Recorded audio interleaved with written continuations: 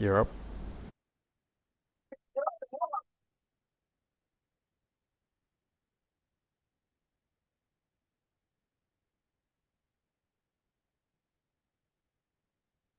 Very avian style. Um, 6 a.m. this morning, the police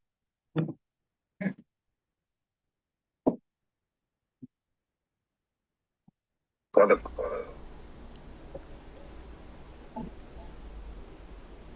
He could hear me? Good afternoon, ladies and gentlemen. We are live in West Grand Bahama. This live is going to be a touchy live. It's going to be an emotional live. Um, it's going to be very emotional. You're going to see some pictures, some videos. You're going to see investigation on the way, and that's continued.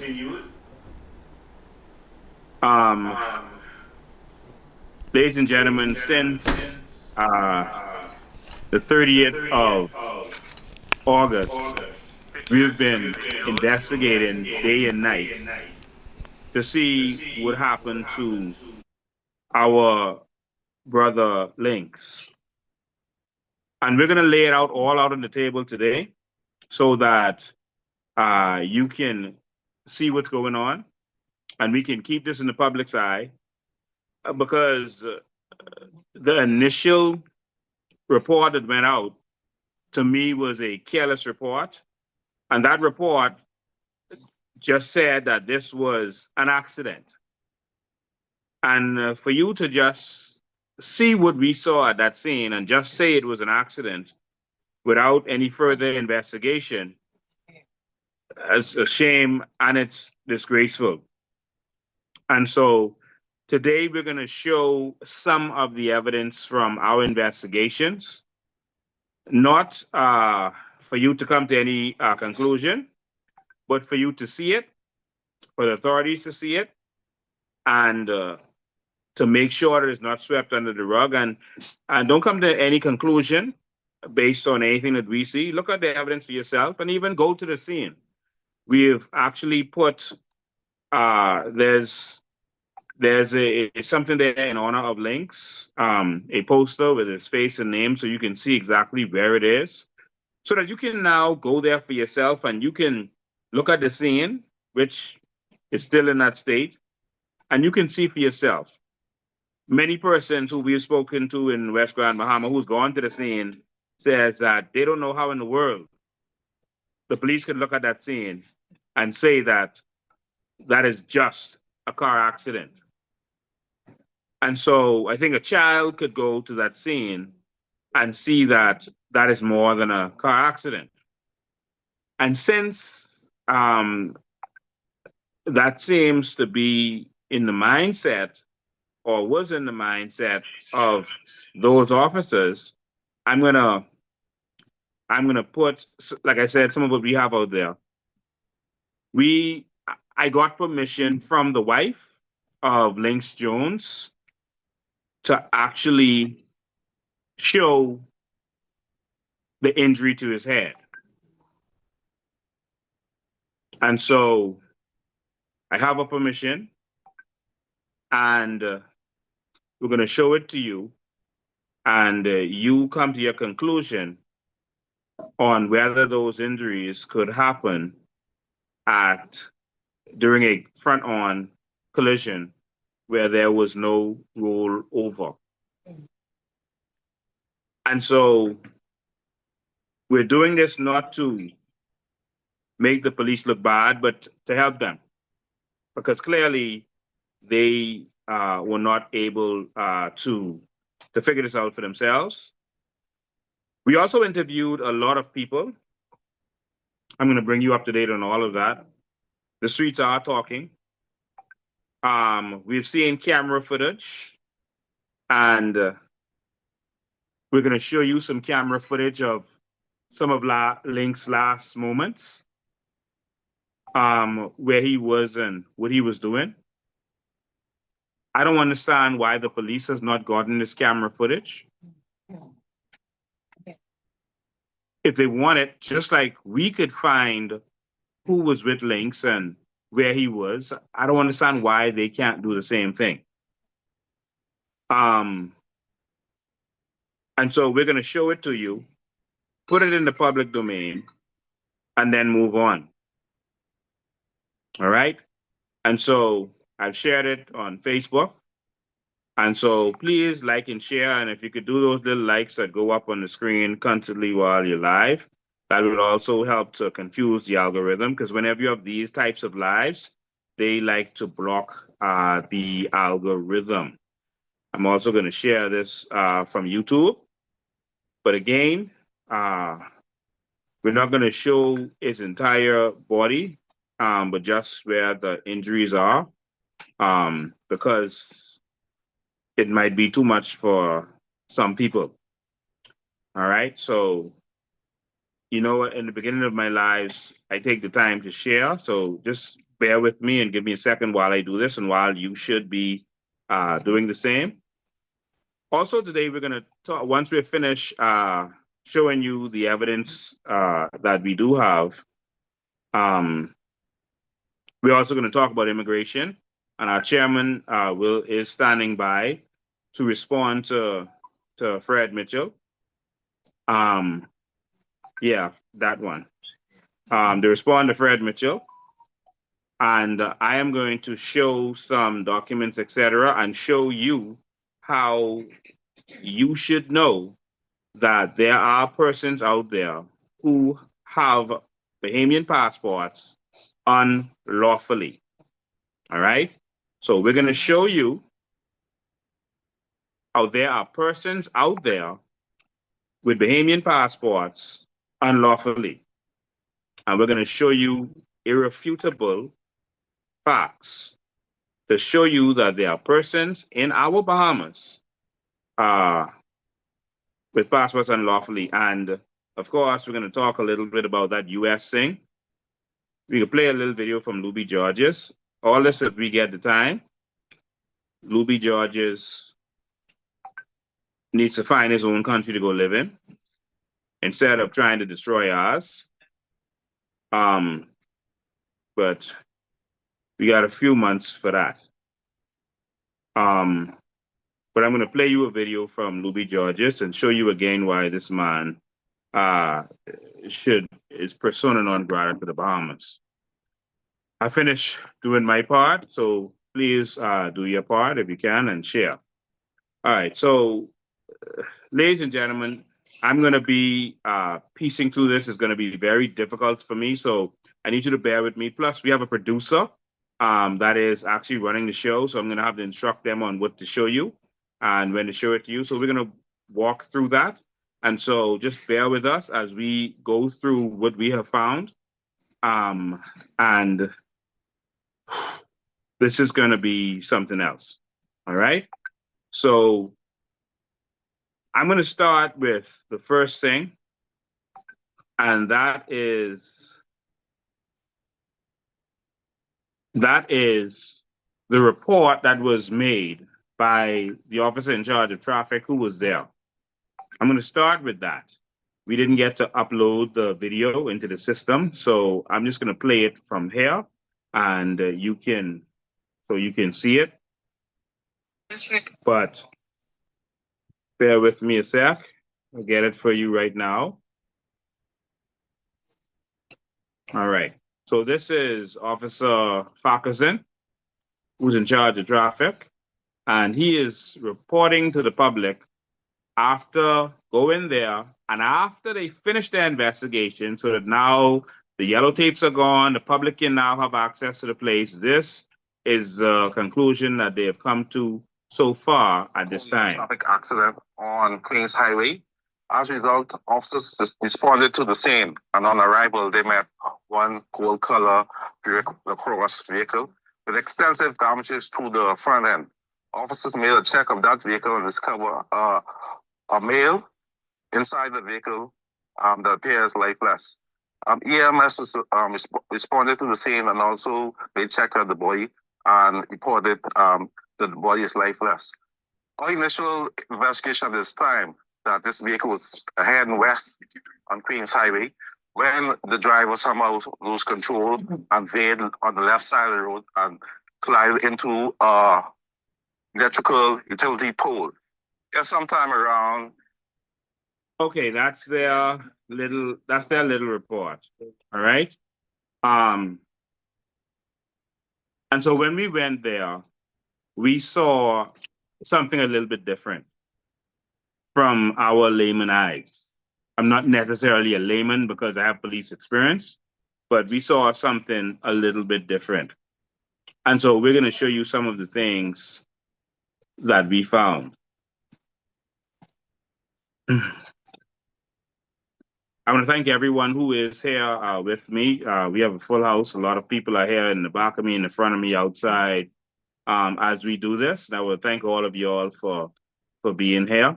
And I want to give my deepest sympathies to the family of Lynx Jones who is watching this at this time.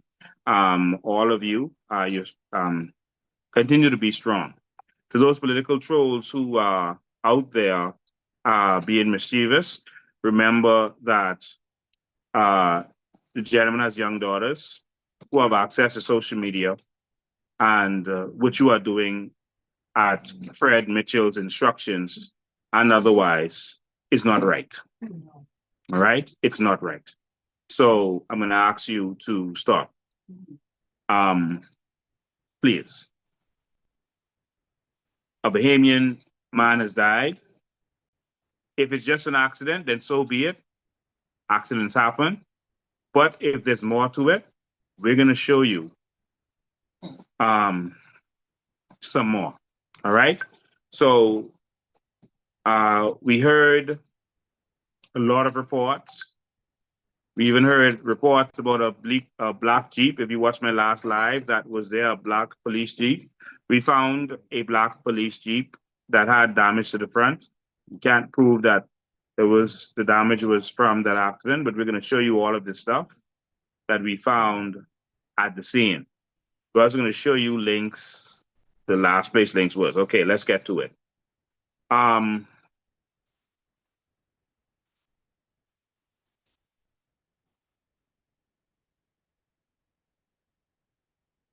Firstly, I'm going to show you the lampposts. You may not have got to see it last time. I'm going to show you the lamppost that was involved in the accident, and you're going to see that there was blood on the lamppost. So to Pole Blood 2, the image Pole Blood 2. I don't know how I'll see it.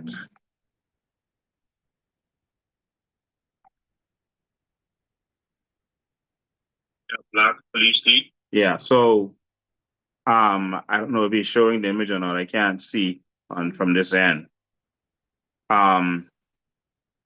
So producer, if you can show us that. Oh yeah, you're showing it. No, the one that's named Pole Blood 2. Yeah, show us that one, please. I don't know if you could see the names of these documents. Well, right now, it looks like he is showing the tracks. I don't know if he's able to see what we're doing because he's broadcasting from another island, actually.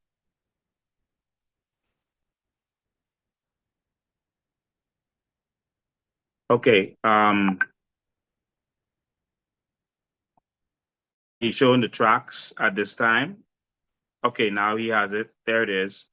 That one is called, yeah. So the image you're looking at shows that there was blood on the lamppost. And if there's blood on the lamppost and the person was in the vehicle, it is almost impossible. And I should have told you whether it's in file 1 or file 2. This one is in file 2. So when I need you to go to file 1, I'll let you know. It is impossible to get blood on that pole with the person in the car. The windshield did not break open. It was had some shattering, but there was no way to get blood there because the car was on top of that. And so that's very problematic for blood to be on there. And so if I had gone to a crime scene and seen that, I would have been suspicious, and that would have been suspicious to me. So I don't know if it's why it wasn't suspicious to them, but that's for them to investigate. We're paying them for that. I'm not going to show you the other poles. I want to show you there was more blood that was on the front grill of the car. So if you can go to the one that says grill, the one that says grill, let's go to that one. Yes, that one. And so that there's clearly blood on there. There's blood stains on there, as you can see. And there's no way blood could be on the front of the grill. That means that something happened outside of the car. All right. You can go to grill 2.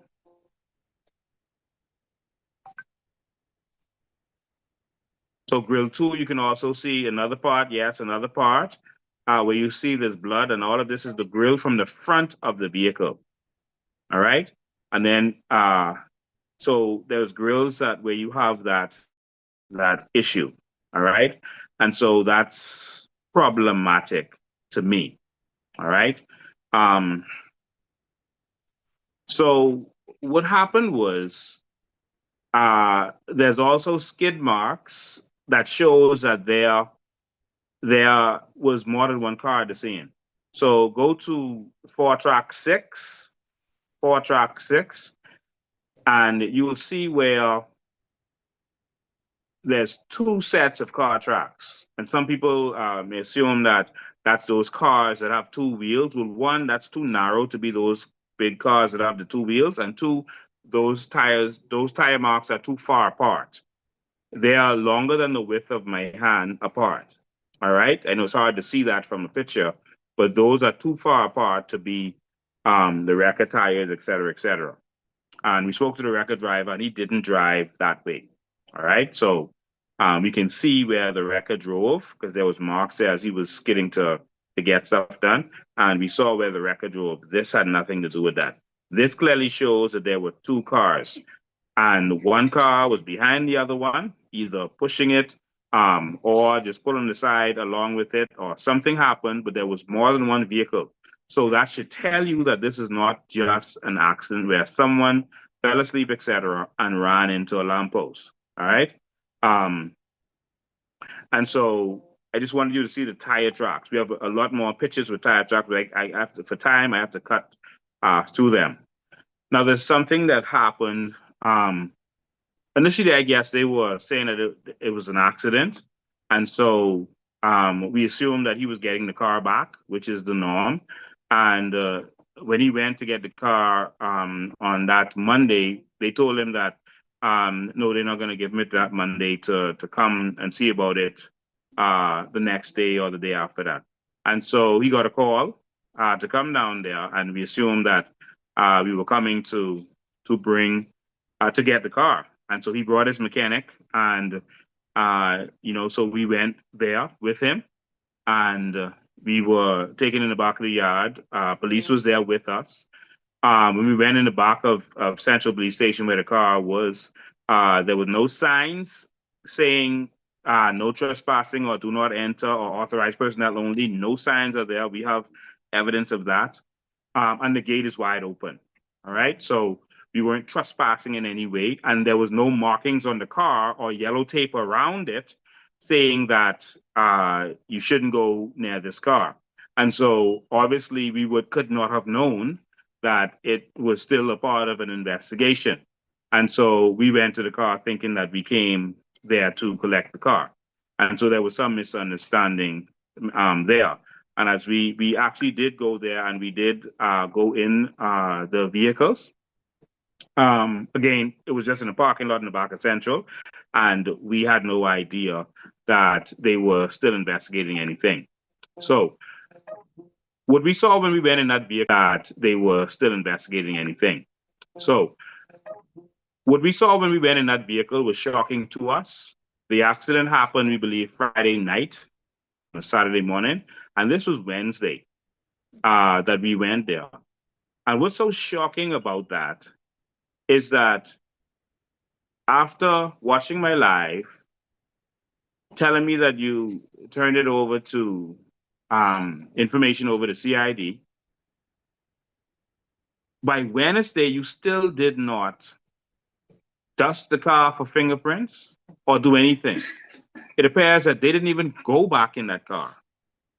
Everyone knows, I mean, who watch TV, that the first 48 hours are important. The first 48 is important. And this was now Wednesday, and nothing that we could see had been done. They can correct that if I'm wrong. But when we went to the car, again, the car was kept in a slack way because there's nothing telling anyone to not come in the back there or anything. We can't read your minds. And when we went to the car and we opened the door, we saw that the amount of blood in the car was not synonymous with someone getting in a bad accident, bleeding out, and dying. There was very little blood in the vehicle. And that was disturbing.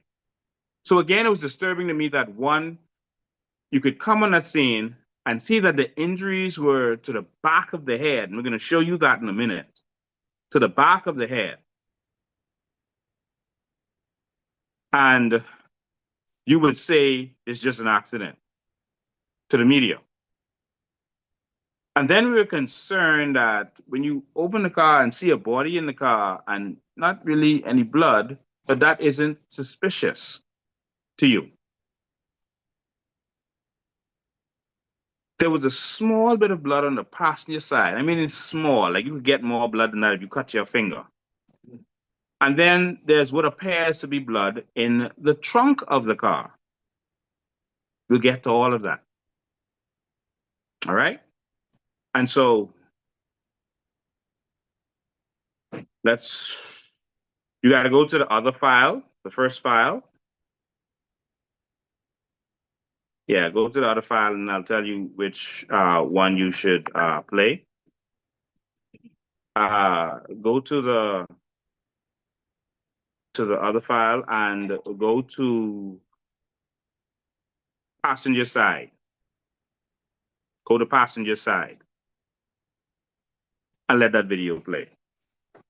And hopefully they can hear me while it's playing so I could walk them through it. And then in the seat somewhere.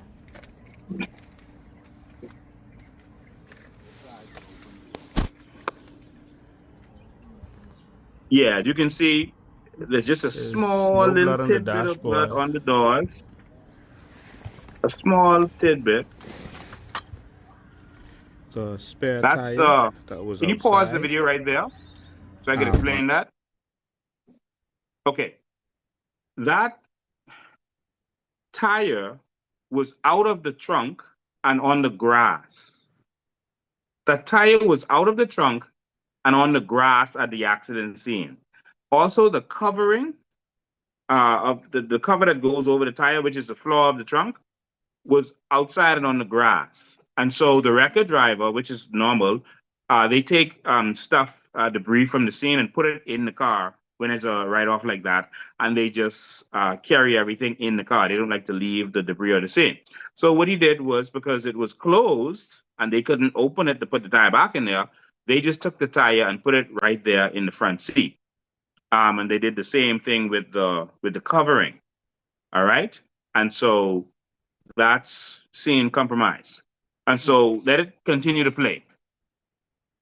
On the ground, the record driver put it inside the car. There's blood on the passenger side. So right there, you see that little bit, that small, tiny bit of blood on the seat right there. That small, tiny bit.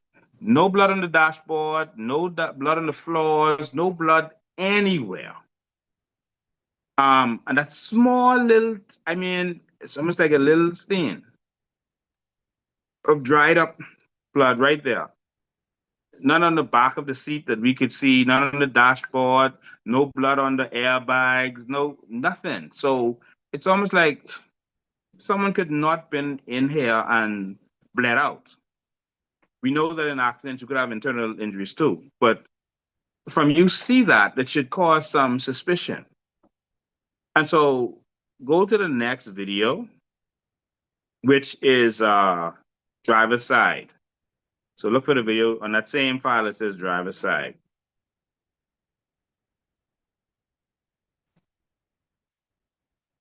And so this was the owner vehicle looking in the vehicle, and we were filming. And so this one is called driver's side in that same file. So as you can see on the driver's side of the vehicle, there's no blood, none that we see. And you can look for yourself. There's some keys there. That's the electronic keys, you know, is a push button, which will normally be in his pocket. So we don't understand why that's on the seat, unless someone else took the keys and they were maneuvering that car.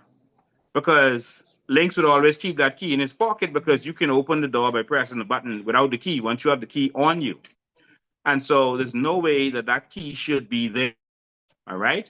And so that's very curious. But as you can see, there's no blood on, this is the driver's side of the vehicle. The owner showed you the door and the seat and everything. You can see that there's no blood there. All right. And so that means that there's something else that happened. No blood on the back of the seat, the bottom of the seat, nothing. That's curious. And then this is the big one. You see where it is. On this side. Ooh.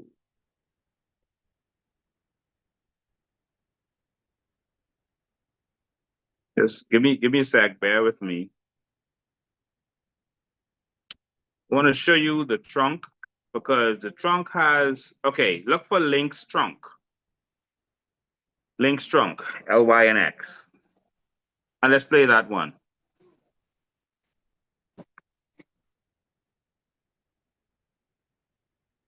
You just to get All it right. open just now. The button on this guy. So that's the owner talking. He had a battery in there that was connected with cables and they cut it. I had a battery on that. Batteries in the bush. How'd I get cut? You have a small little battery? Yeah, on that. The battery was Down on in the that. bush, baby. Yeah, the battery. We I saw still in the they, backyard with Lincoln. they put the battery in the bush. I can walk around the front side. Yeah, we can walk around. We can right now. Is this blood in the back trunk? Okay, well, let's go. Yo, let's go. As you can see, it would appear to be blood in the trunk. Look like blood in the trunk.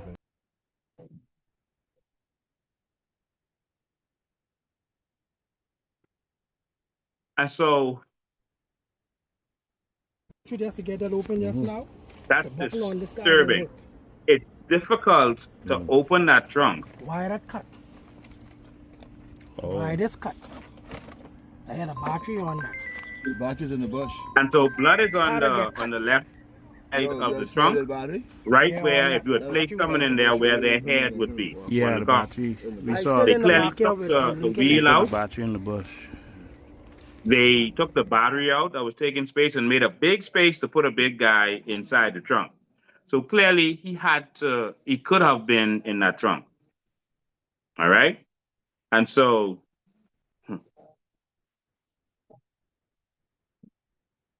you come to your conclusion. How they could have after seeing all of this, because there's pictures of the police that I don't have time to play all the pictures with the police at the scene. We don't know how the trunk was open, but they had the trunk open. So if you had the trunk open and the police is there, you couldn't see that there's something that looks like blood in the trunk. Aren't you curious that the tire was out of the trunk? But when other first responders came, they said the trunk was closed and no one knew how to open it. Because that trunk has a special, the button for it wasn't working. So he put a cable behind the back seat, and you have to go to the back seat and pull that cable in order for the trunk to open. So if you don't know, only 3 people know how to open that. And so if you didn't know how to open that, it's very difficult. All right. So it's very curious. All right. Now we were investigating everything, and we had reports that there was a black police Jeep, the one with the grill, and they said the Jeep was parked up right against the back bumper of the the rental car that was on the lamppost. Again, we don't know the truth to that, whether that is so or not, but that's from a credible witness. And they said one police person was there on their phone, texting or doing whatever, looking for a number, doing something on the phone. That's just a report, all right? And so we went looking for that police Jeep, and we found a police Jeep. It had some damage to it, but there's no way to confirm that that damage would have come from any recent accident, etc. But we're just showing it so that the public is aware that there is a black police Jeep. And so we don't have any evidence that that police Jeep or persons driving that did anything malicious, but we can show you the Jeep anyway. So go to the file, the same, and go to the file number 2, the other file, and look for police Jeep.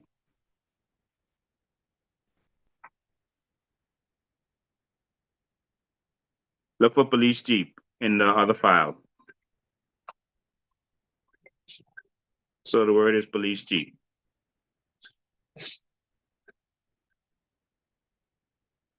So again, the 8 Mile Rock police station has a police Jeep like that. And if you look carefully, there's some damage to the front of this Jeep, but it doesn't corroborate to me with the damage to the vehicle. And so I don't see much to it, but we're just putting that out there that there was a black police Jeep, and we went and we found it. It has damage to the front, and we don't know what that means. All right. All right. So with that said, the injury is to Lynx Jones. I want to thank the person who provided this for us. When we were there, they told us not to take any, they asked us, if we could not take any pictures or videos. But we want to thank the person who provided this. Because otherwise, you wouldn't have any proof of anything. And so I want you to show the picture that says Lynx injury.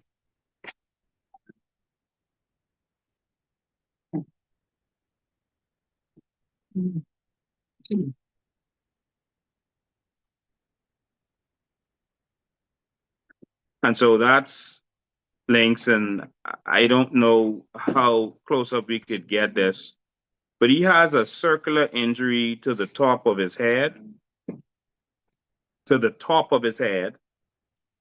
And there's no way to get a circular injury to the top of his head in that kind of accident. All right. That's a head-on accident. And also in the back of his head, he has similar injuries. And also his head is in the back is severely swollen in areas. All right. And so to the back of his head, you can see they put a bed pad on there, like the blue bed pads that you put on the hospital beds underneath his head, because it doesn't bleed out there, or the blood stains. But in the back of his head, you can see the brain swelling. There's no injury to his face. All right. Just that injury to the top of his head. There's nothing in that car that could have injured the top of his head like that. And yes, that's circular injury right there in the zoom. That's injury to the top of his head. And then the back of his head is swollen and has other injuries just like that. All right. And as you can see to the back left side, you can see the swelling there.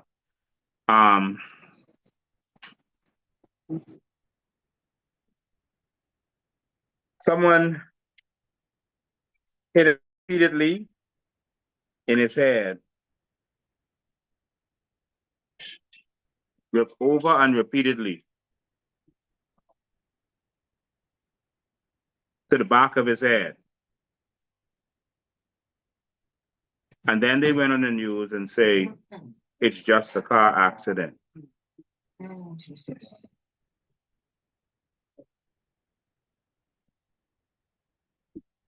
His face is normal, no cuts, no bruises. It's just like my face. His face is in perfect condition. Even airbags cause damage to your face. If you get hit with an airbag, you could get cut, scratched, burned. All kind of things happen when your face hits an airbag. There's no injury to his face. And so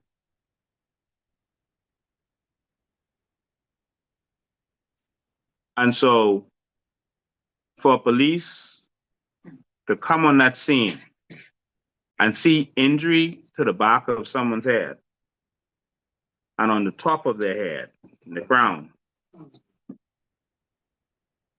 and then say this is just a traffic fatality,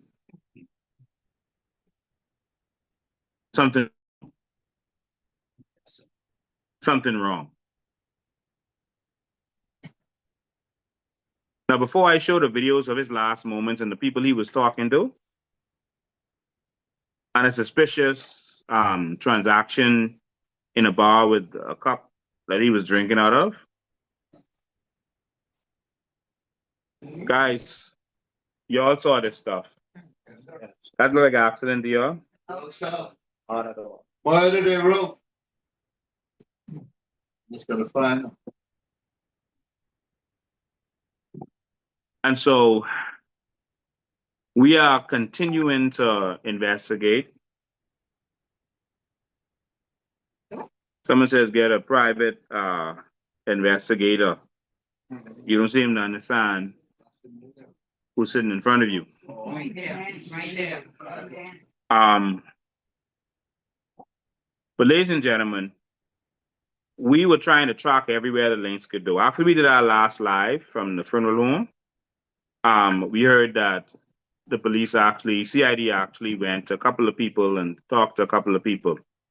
And I assume that it's because it looked bad that they didn't interview anybody. And so they went out there to do it. And the reason I said it is because they actually took witness statements from them. So they went to one bar where Lynx stopped, to hail, I guess. And on that morning.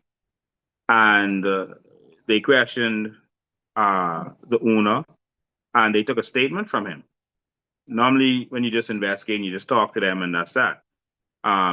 But they took a statement. I think they're trying to take a record to make sure that there's a record that they were doing their job.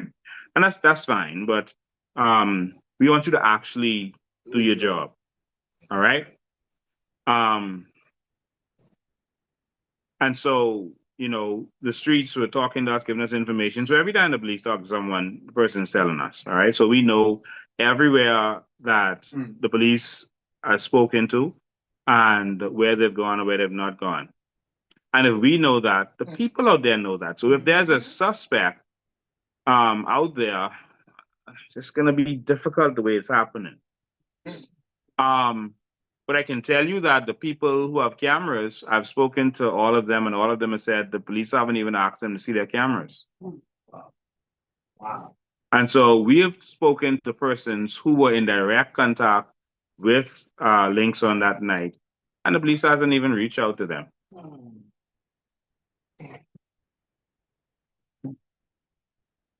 And so we're gonna play you some videos from that night. We have a lot more, but we just can show you a couple highlights from all of this. All right. Now, we're not assuming that anyone in these videos is guilty. We don't know. We're just showing you the persons who he had interactions with, and maybe finally the police will be able to see where they need to go and who they need to go to. All right. There was a young lady that Lynx had, some interaction with that we had heard about, and we can't say she did anything wrong or anything. But we went to speak to her, and she basically said she didn't know who that was, and like she couldn't remember that. But then when we went to look at the video camera, she had long conversation with him. They had friendly conversation for a very long time. And but she made it seem like she didn't know who in the world that was. And she could be right. You know, I can't, judge anybody, but Lynx is a very memorable person because he's a big guy and because of who he is. And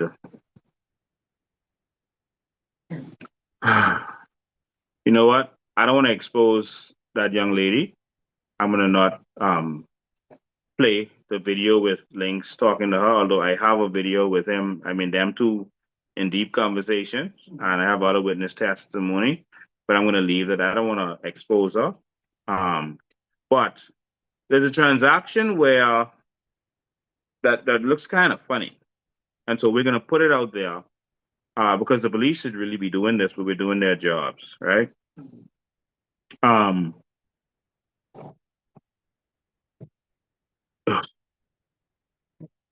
Lynx went in the bar and he had a drink, one drink. All right. I don't know what he drank, but he had one drink. Now the bartender prepared his drink. Lynx was distracted. Someone called him and was talking to him and kind of distracted him. And the bartender took the drink and put it in front of this guy who was sitting next to down the counter from where Lynx was. That guy, it was in front of him. We don't know what he did to that drink, but it looked like some action going on.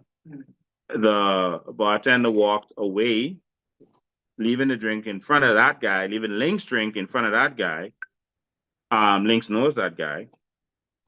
And that guy is kind of connected to someone who had threatened Lynx a few weeks ago. All right. Again, not implying anything. This is just circumstantial and how things look. But it's better to put it out there.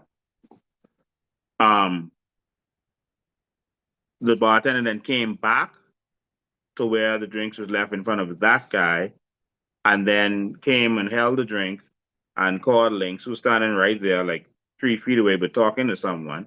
And she was holding the drink as if it was important to make sure you're not holding your drink. But the drink was just left in front of someone else and you'd walked off, but now you're holding it. And then when she got Lynx's attention, she put it down and then he came to the drink. We're going to show this transaction from 2 angles. Again, I'm not saying anyone is guilty of anything, but I think it's something that we should pay attention to. If someone was going to fight Lynx or do something to him, I think drugging him might be one of the things that you would want to do because he's a big guy. Yeah. So, producer, play drink. Play that video that says drink.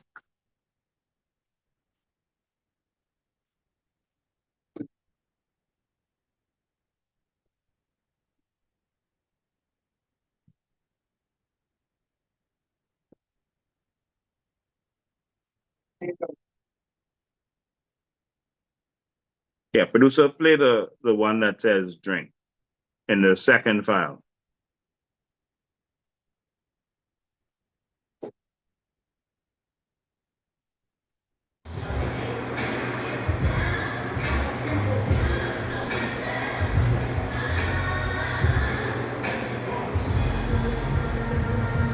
As you can see, that's the drink.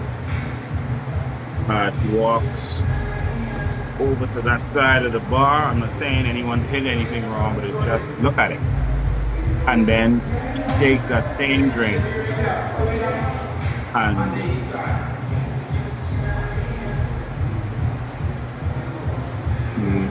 you see the drink is being prepared. Walks over there with the drink. And then take the drink and put it in front of this guy that's right to the corner of your screen now. You can see half of his body in the white shirt, but it looks white on this black and white thing. And then she leaves the drink and walks back this way. She left it in front of that guy. And you can see he is shuffling around and doing whatever. The drink is in front of him. And then she comes back, takes up the same drink, and then beckons to Lynx, who is right there on the right out of the screen view. And she's standing there with the drink for Lynx to come for the drink. And so she puts it down now because he notices it, and Lynx is gonna walk up.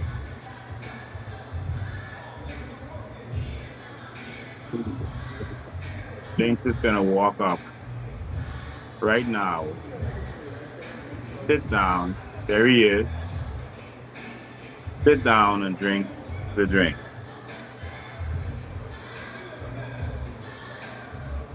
This is sometime after 1 in the morning, I think. And so around 1:30 or so. And so he picks up the drink and drinks it. Again, I don't think that bar lady did anything wrong. I mean, it did anything to his drink, but I would not, if I'm a bartender, put someone's drink in front of someone else. I wouldn't do that. And then walk off. So I don't understand what that mistake is. And that person was handling some white hand towel or something that it was in front of. So we're going to show you it from another angle. And this angle, go to drinks too, and you'll see the same transaction, but from another angle behind the person that you couldn't see before. So that person sitting there is the person you couldn't see who was like kind of behind the fridge. So here you can see where she walks up, puts the drink down. There it is. The drink has been put down. And she walks off and leaves the drink there. And this guy is fiddling and doing whatever. Yeah, he's fiddling and with the drink. And she came back here and moved the drink at that point and then called Lynx for his drink. And you see the guy has some white thing in his hand. Now, there was a hand towel on top of his beer bottle. But we don't know, and we want the police to investigate. All right? And so that's where he thought Lynx comes over because Lynx was there talking to him. So he had him distracted, and he was trying to walk up, and the person stopped him again. But the person had him distracted, and now Lynx walks over to the drink, which he never should let anyone give him a drink that he doesn't see. But now he's going to drink that drink.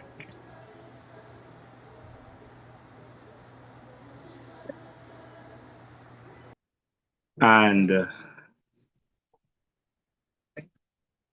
so we have other footage of actually when he walks out of there, when he leaves. Again, there's more to it. I'm not gonna say everything in here.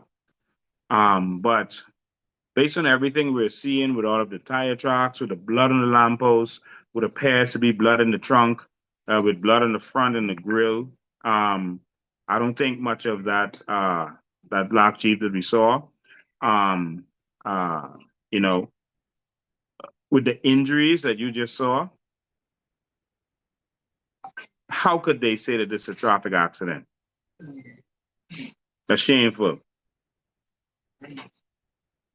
That's shameful. That's shameful. Yeah. Somebody saying that that's a napkin. Yeah, we can see that's a napkin, but a napkin could have something in it. That, you know, because you're holding it with your hand, you could be cuffing. If you look at it again, we don't know that that happened, but we just want it to be properly investigated. That's all. All right. We're not implying anything to anyone. All right. There's some of the things that we saw. I'm going to leave it there. We have a bunch of other videos here, but I think it's best if I leave that there so that we can see what the police is going to do. But this needs to be investigated properly because the whole man was clearly murdered, and you had the police saying that there was a traffic fatality.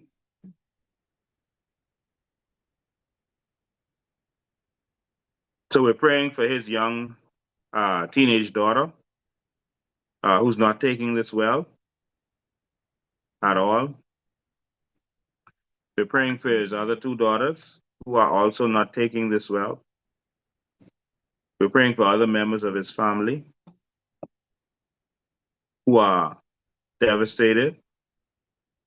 We're praying for his political brothers and sisters who are also devastated. So, so all of you in here, does anyone in here think that this was even remotely just a traffic accident? No. No, sir. Steve was there. Steve was there.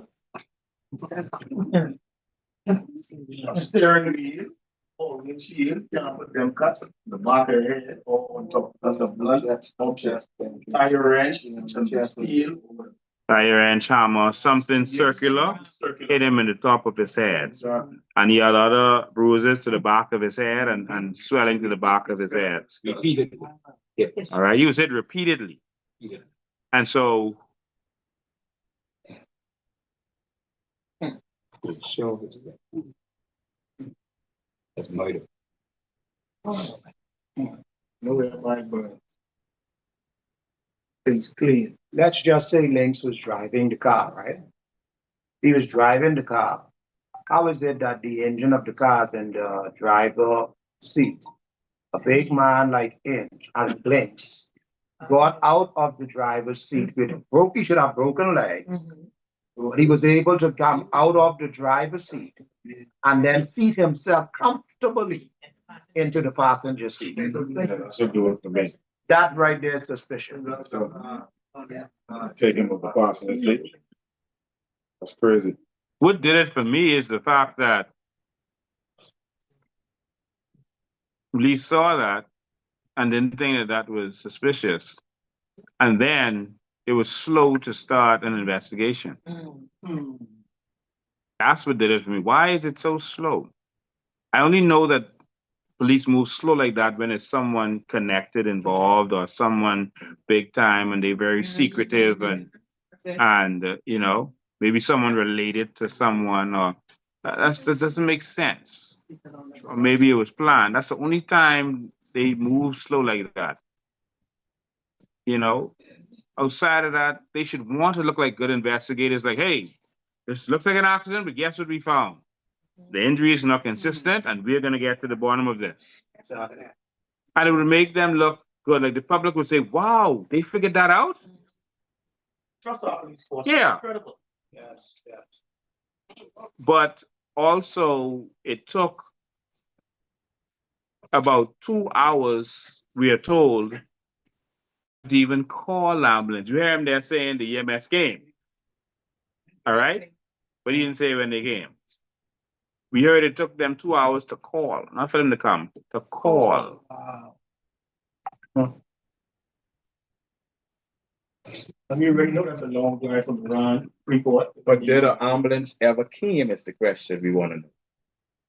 I was told 2 stories. One was that didn't come, but then I heard that ambulance did eventually come. Okay. But it was a long time after they discovered him. I'm told that his body was a little bit pale, like the oxygen had already gone out of him. Like this didn't just happen. And if you really look at that picture again, clearly you can see that he is like a little whitish, palish kind of in the picture. Not the rich, dark, oily skin that you would normally see him with. That was very curious. It's a deed dead way before the time of it happened. So clearly something happened to Lynx, and all of this is just loose assumptions, and police has to do their investigation. Something happened to Lynx. He was attacked. It clearly was attacked, because I don't think he would hit himself like that.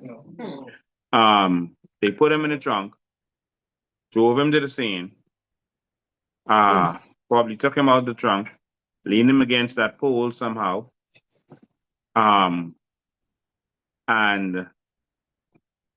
while they were thinking, they set up what they needed to set up, stage what they needed to stage, moved him on the side, crashed the car, and then put him in the car. Because there's not enough blood in there, based on the injuries he does have to the back of his head and the top of his head, that clearly would have bled badly. So, based on what we're seeing, That, no. And so, ladies and gentlemen, there's a lot that we didn't show publicly. I'm going to leave it right there. There's other persons that he was in contact with right before he died, but we are getting to the bottom of this. We don't want to reveal everything, but the people we spoke to today, yesterday, etc., all of them said the police didn't talk to them. This video footage we have, the police don't have that. How could the police not have that? That is so easy. I mean, we got it. What an easy thing. No hassle. No hassle. In fact, the person is very cooperative.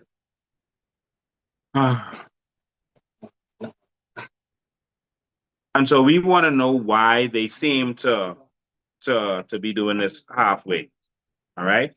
So, ladies and gentlemen, there's more, but we can leave that right there for now.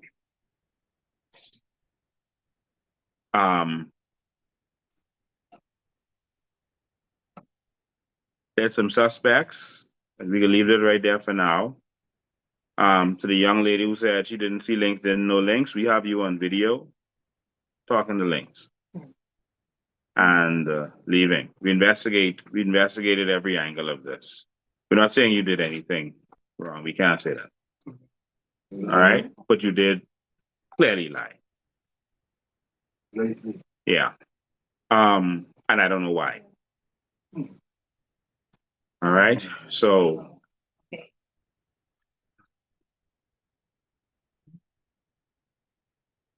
I don't like when the authorities expose persons they suspect and put them on posters, and then that cause people to be suspicious of them, et cetera, et cetera. And so I'm not gonna show this video with you on it, although persons here have seen it, and I'm gonna leave that right there.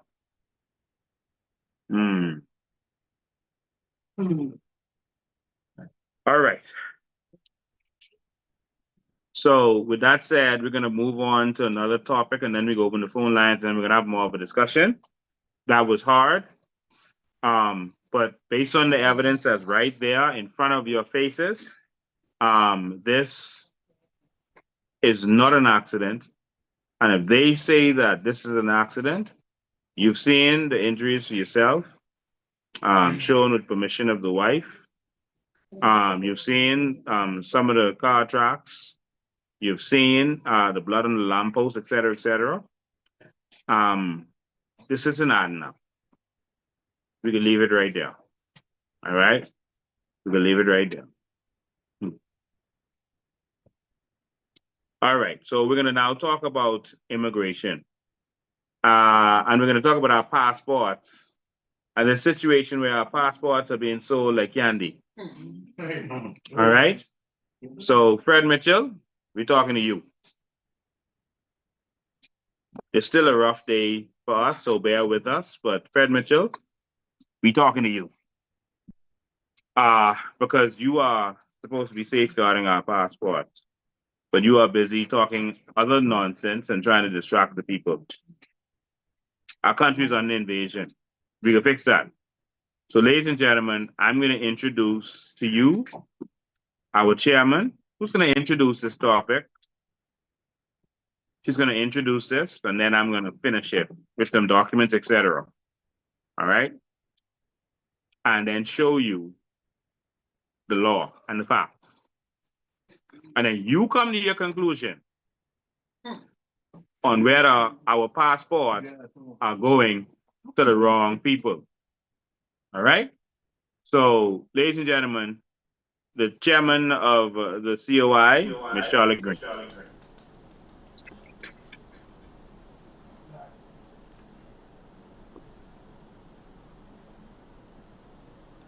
Okay.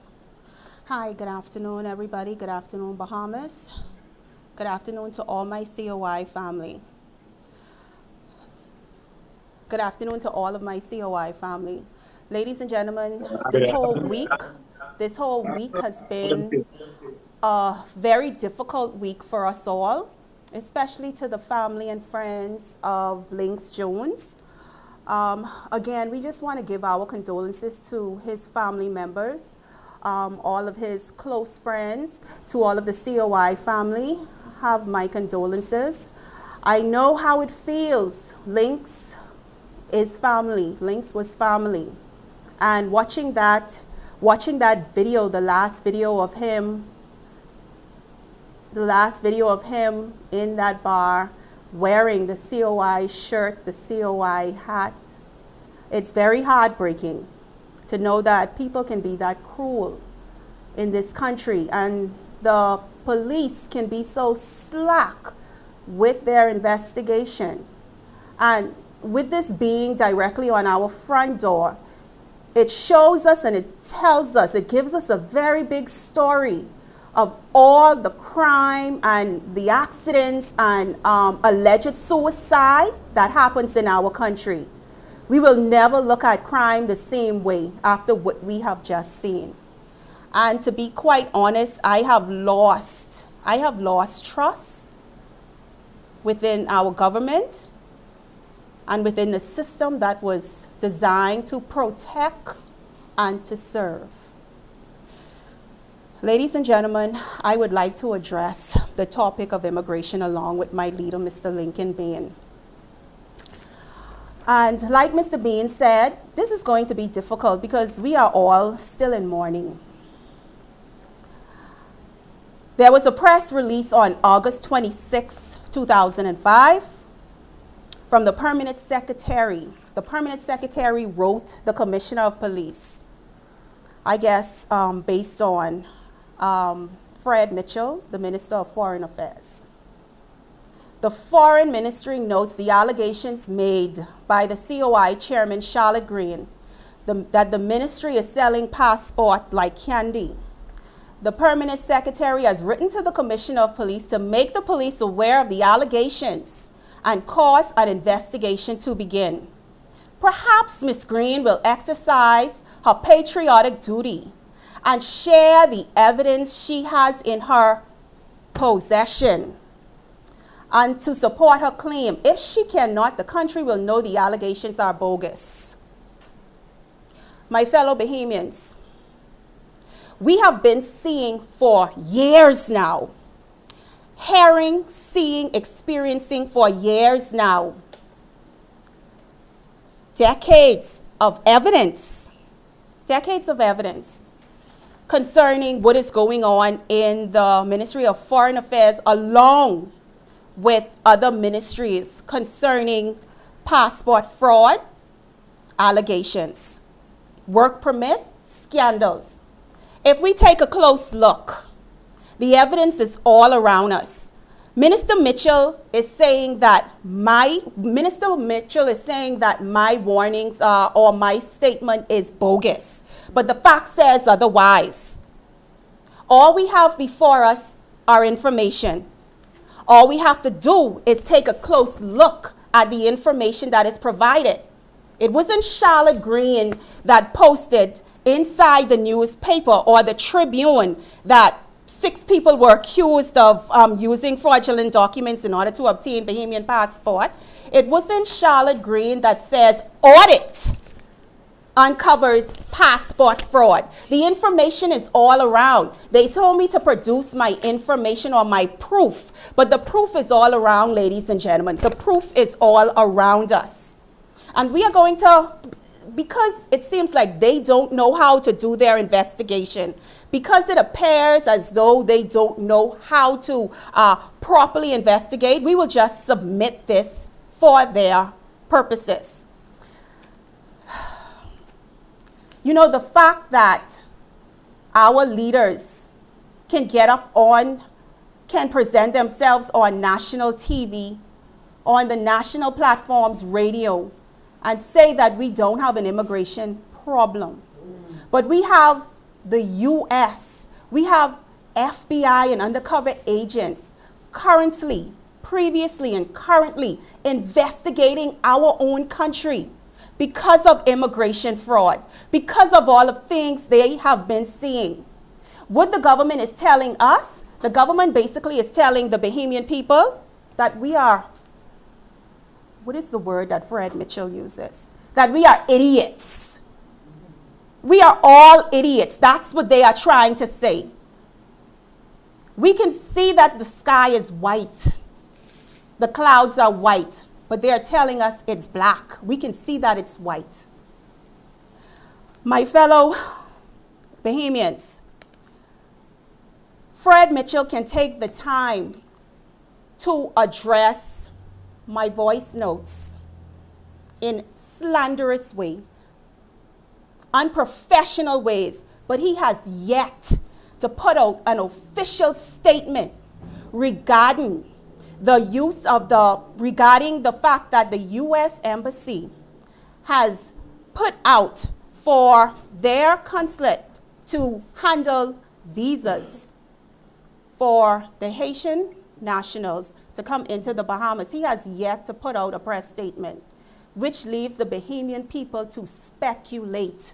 And this is the problem that we have in our country. One, there is no freedom of information.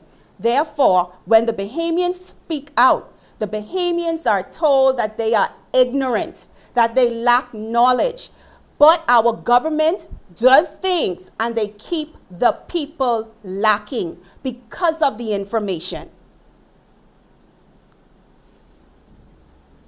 We have to do something about this. We really have to stand up. And the point I want to make is, Fred Mitchell, you're losing position that you cannot speak to. And it's unprofessional. Our sovereignty is under attack. Our nation is under attack, and you have no answers for the Bahamian people. Right now, the Bahamian people are looking for answers. And guess what? There is nothing coming from you, nothing whatsoever. The Bahamian people needs answers. So I'm going to state this for you. I was going to put it in a voice note for you, Mr. Mitchell. But the Bahamian people deserve answers on the U.S. visa processing policy. It's amazing that we had to hear this from the media. So the Coalition of Independence expresses deep concern over the recent decision by the United States government to designate Nassau as the new visa processing hub for Haitian nationals. And this is effective November 1st, 2025. And a lot of people have issues with this because this is the first time we're hearing it. And this decision has major implications concerning our national security, our already overpopulated immigration system, and the social stability of this country. The Bahamian people needs answers. And we want to know, where is the government's voice in all of this? Because you are completely silent concerning this. Was the Bahamas consulted? Who is going to pay the cost? Who is going to manage these foreigners coming in and out of our country, or even if they will be leaving when they enter? Who is going to manage all of this? These are the questions that the everyday Bahamian wants to be aware of, especially based on what we are faced with in our country concerning immigration. We also want to know what safeguards are going to be put in place. Fred Mitchell and to the Davis administration, you are not governing animals. You are governing human beings. You're governing tax-paying citizens. You are governing Bahamians, professional Bahamians. I don't care what level of society that they are on, where they are from, what they practice as religion. You are governing Bahamians. Bahamians that put you in place to govern in their best interests. So hopefully when you put out your voice note tomorrow morning, your voice note speaks to the matter at hand, because the Ministry of Foreign Affairs, what we see going on in our country, our people truly needs answers. Mr. Bean? Thank you, Ms. Green. I appreciate that professional response to that very unprofessional man who's supposed to be a diplomat and supposed to be a leader in this country. and who was one of the persons overseeing the destruction of this country for quite some time. I will tell you that my biggest concern for this is that we are making it hard for Bahamians because of our association. It is going to get more and more difficult for Bahamians to get visas. You'll all remember some years ago in the 80s and early 90s, Bahamians used to get indefinite visas. That means visas that just go on and on and on. It wasn't a 10-year limit. It was just a visa that kept going. But of course, we started allowing other persons to come in our country and to use the back door, and we ignored it. But other officials from other countries, when they investigate these things, and they can see when you're doing skullduggery. And while they don't expose things, what you start to see is them taking action to protect themselves. And so, what's the first thing you saw? You saw our indefinite visa get taken away. All right, and I put it to you that a part of the reason is because we started mixing and the corruption with our passports, etc. Now you're seeing the visas getting more expensive because of persons from countries like Haiti, etc., that that they have problems with. But the problem, these people have been coming to our country to get there also. And so now we're in the same boat as them. And I put it to you that if this continues, we are going to end up just like Haiti and Jamaica and other countries that find it difficult to get visas. It's getting more and more difficult. More and more people are being denied visas. Bahamians right now are being denied visas. They're making it more and more difficult. And while persons are complaining, you're not understanding why. If your country is letting these other people come in, and America knows what you're doing, even though your officials are ignoring it, they're gonna take action. You remember during Dorian, Trump made a statement. He said, "We love Bahamians. We want Bahamians to come in. We'll just let them come in, but we're not gonna just let them come in without proper documentation, et cetera, because they have some other people who come to the Bahamas who may be some bad guys, and we don't want them in our country." Right. He did say that. So because of who we allow in and associate with, it's becoming difficult for us. This is just a reality, y'all. So we have to get this together. While our politicians are Bahamians and you love to see Bahamians making money, politicians shouldn't be making money fleecing the Haitian population, selling them passports and work permits and visas, et cetera, et cetera. Our politicians should not be making money by selling our birthright. That is not right. And it's been happening. We have seen the visa scandals. We've seen them. We've seen the passport scandals. Again, 2 weeks ago, 3 persons were taken before the courts for passport scandals. We've seen this. Don't you think America sees this? Did you see the last set of people that were arrested in America? And we spoke to, I think it was the Coast Guard that had something to say about it. They interviewed this person from, I think it was the Coast Guard or some official. Don't hold me to it. I'm going to let the producer play that video for you so you can hear what their mindset of the Bahamas is. Play the video in the first file called Bahamas Imig Week. Yeah, I think it was a sheriff. Bahamas Imig Week. Play that one.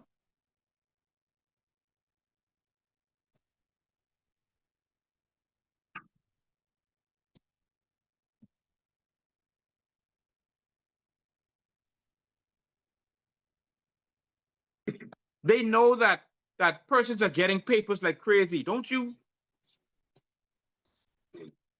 Just the signal is weak. We're being blocked now. The live was smooth all this time. But I'm just gonna repeat that they know that we are weak. They know that people are getting work permits, visas, passports, etc. They know what's going on. They know it. So what do you think is gonna have to happen to us? They weren't even gonna let our students go back to school. Are y'all gonna wake up at any point, Bahamas? Your students were going to be stopped from going to school. They weren't doing any interviews. Why? Because they need to get immigration under control. And so, ladies and gentlemen, oh my God, we are in a crisis. We are in a crisis. And we got to stand up. This is the only country we got. We got to stand up. So I want to play another video. And this video is from Luby Georges. This is from Luby. All right? Luby Georges says that he went back to Haiti. That was the perfect time for Brave to stop Haitians from coming back in the country and to stop our Bahamas Air flights. That was the perfect time. But Brave missed that opportunity. Luby Georges said he went back to Haiti and he came back on September 1st. And he put out this video before America put out this video that they were letting the Haitians come to Nassau to process their visas. But watch what he says. And the whole news media missed this because I guess they could only say what they have permission to say. Basically, Luby Georges is saying that this been happening. Luby Georges is sitting here saying that from Biden put his policies in place about 4 years ago, the Haitians been coming to Nassau to process their visas. The Haitians been coming to Nassau to do it. He's saying they just choose which MC they want to go to, so they choose the Bahamas, and then they do their visas there. So for the government saying, oh, they're not going to allow this, they're going to do this and that, they've been allowing it. But now that it came to the forefront, and I think the United States intentionally announced it so that it could come to the awareness of the people, and I want to thank the United States for doing that. I think they announced it, but Luby is making it clear, which is he's saying the truth. Brave them been allowing it. Now they're putting out press statements to make it seem like, oh, we're going to ban Haitians from coming just to do visas. After 4 years?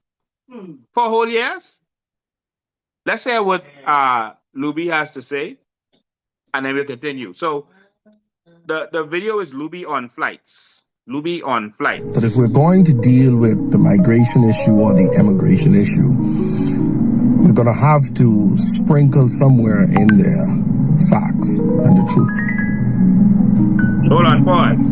I the myself... man is saying, sprinkle the truth in there. Not tell the truth. Just put a little sprinkling of truth with all the lies, I guess. Like what they did with that book that they put out. We got the video on that too. In fact, we have the last copy of that book that Pintard and Luby and Fred Smith and all them put out, lying on the Bahamas. And I say Pintard because he's associated with them, being associated with Save the Base. All right? And so that, he said, just sprinkle some facts and truths in there. So you heard him say it. So let's hear his sprinkling of facts and truths. Go ahead, producer. For personal reasons, 2 weeks ago, and today is the 1st of September, so do the math. 2 weeks ago, was in Haiti for 3 days. Traveled to Haiti on that flight. The majority of people, Haitian nationals, including Bahamians, Bahamian of Haitian descent, whatever, but they are Bahamians, that traveled to Haiti. Many of those individuals were going for holidays, for vacation, for visiting family members, and a lot went for the traditional festivals that were happening in certain zones. Those festivals or parties that were happening and that has been happening for the past few months. And so as we see those flights going in and out and coming in to the country, you have persons who are snapping pictures and snapping videos and saying, photos coming in. The fear-mongering, it is ridiculous right now in our country. It is ridiculous right now in the Bahamas. I came on a flight on the 23rd Now, of Luby is saying August, that Bahamians are back. seeing flights full of foreigners coming into our country, of these immigrants coming into our country and saying that we are fear-mongering because we are pointing it out. In other words, we should shut up, don't believe our lying eyes, and don't say nothing. Let them come in.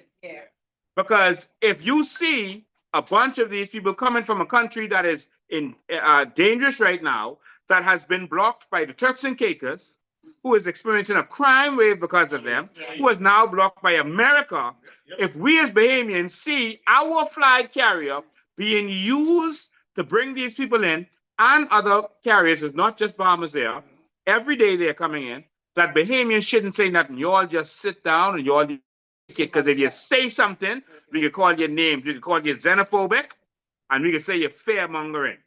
This is our country. If Haitians see a bunch of people flooding their country all of a sudden, they could take note. They've taken action on many occasions.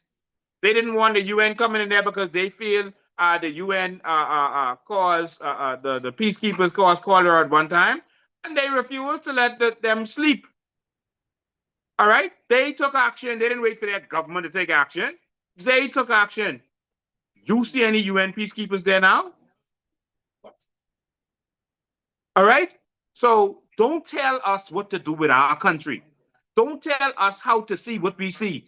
If you sitting down in your house and you just see a bunch of people coming in your house, you have a right to ask questions. That's not fear-mongering. I don't know, well, who you all are? Where are you going?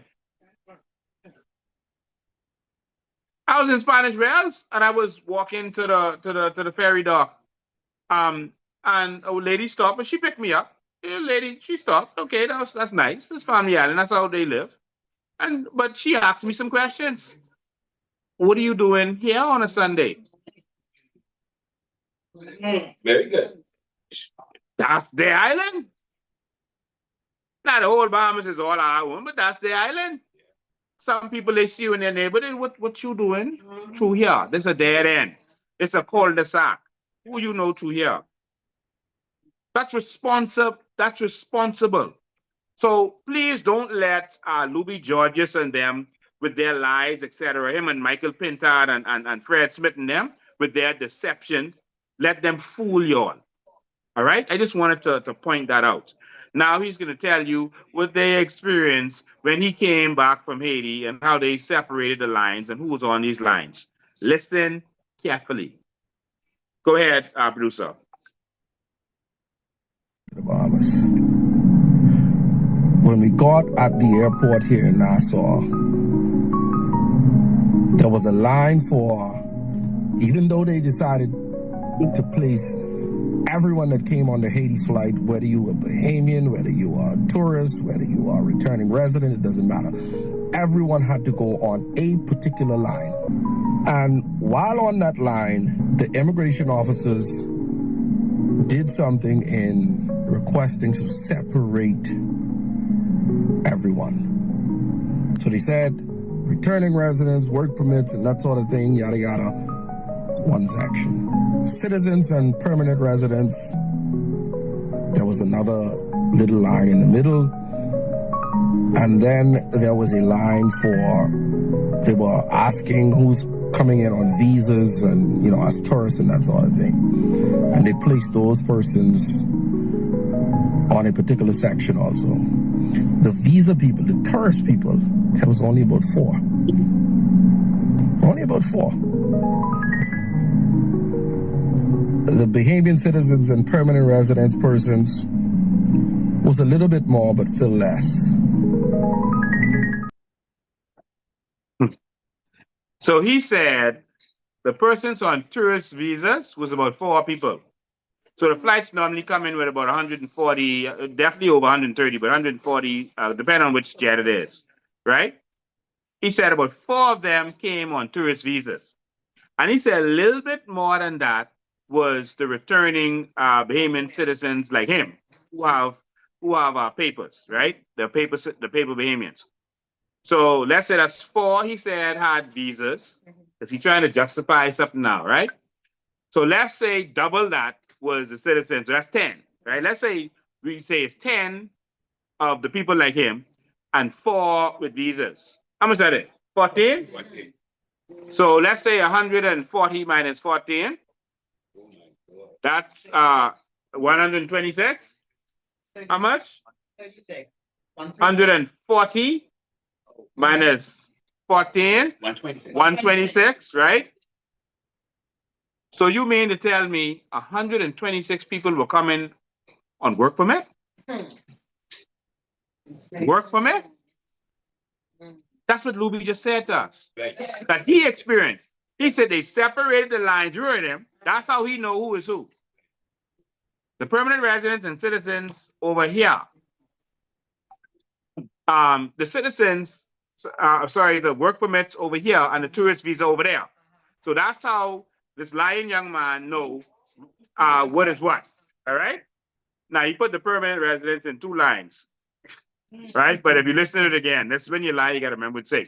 But let's go by his, yeah, he's sprinkling the truth in there. Let's go by his theory. 100, he is saying 126 people come on work permit. Can you imagine that? Yeah. Luby saying that's what he witnessed. 3 times a week on Bahamas Air, and every day on those other flights that come from Haiti with the smaller planes. Every day. That's what Luby saying to y'all, and y'all ain't listening. What job they getting? Where they going to work? 120 times 3 is what? Yeah, just making easy maths for y'all. 120 times 3. That's 360. Jesus. So that's 378 persons. 378 persons. Hold on. That's just work permit according to Luby. To take jobs every week. Where are they going to work? They put on jobs. Where are they going? All through the construction field, all through domestic fields, all across where are they going? Now you see why America is concerned? Yes. Yeah. That's Luby words. Now let's listen to some more of Luby words. I know this live going on long today, but we have 2 things to cover. All right. Now we're going to hear him talk about the embassy. So this is going to be proof, according to Luby, that this been going on. Brave them trying to make it seem now that they are now going to be not letting them come in just for that purpose, but they've been coming in for that purpose. And we all know that if they coming in, they're not going to say they're coming just to get visa. So it's like Brave them just think we're stupid. Like just tell them anything. Make sure you have on a coat, suit, and a tie when you say it, they could just believe you. Anything you say could be true to them. Your tie is going to do it. And like they just think that Bahamians are the conch. Like we don't know that they could just come in and say, "I just come in to visit." It's a tourist visa. Right. They don't have to have a justification. It's a tourist visa. We are a tourist nation. Let's play Luby on the U.S. Embassy, that video. We have a situation in Haiti where the U.S. Embassy has been closed for quite some time now. And the closest U.S. embassies available are, for example, the DR, Nassau, and I don't even know about the U.S. embassy in Cuba or somewhere else. Closed for a long time. This is He one of says the the U.S. closest. Embassy has been closed for a long time now, quite some time now. He is correct. That's the sprinkle of truth he put in there with his lies, right? Closed for a long time. Why hasn't our embassy been closed for a long time? Remember when we went out there to the Prime Minister's office to protest? They closed it for a minute, and then they opened it right back after it died down. All right? We know that the persons who was over there, that they had there, we know the names, didn't even leave. Some of the leaders, not the staff and defense force, some of them stayed to make them deal. All right? Why isn't our consulate closed? How are these people getting the documents to apply for a visa when the government is dysfunctional? How? How can you trust their documents when the government is dysfunctional? How could you let these people, these gangsters have taken over, they are using the Turks and Caicos and the Bahamas, they can get documents however they want and enter our country and become a risk for our neighbor to the north, America. Okay. So they've been closed for some time. Remember, we forced the government, and in fact, some of us still on bail because we stood up for this country. Pintard now saying he won't talk with immigration because he knows it's a hot button issue. But we don't get locked up for this. Some of us in this room still on bail because we decided to stand up for this country and this immigration situation. That's how serious we are about this. We're not playing with that. We did more than our 48 hours in a jail cell to stand up for this.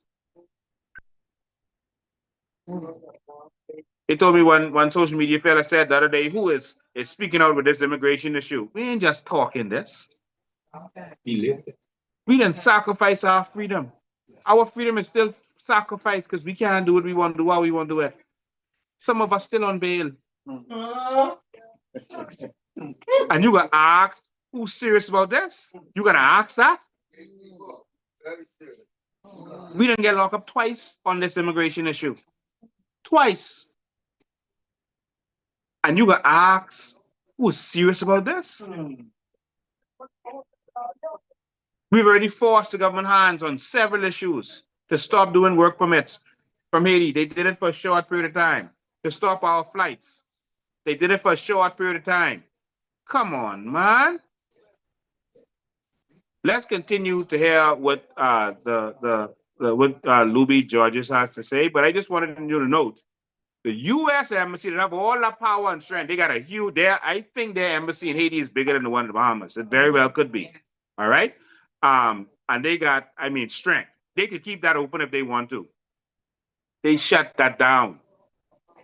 But our government is keeping it open because they are persons are making money under the table from it.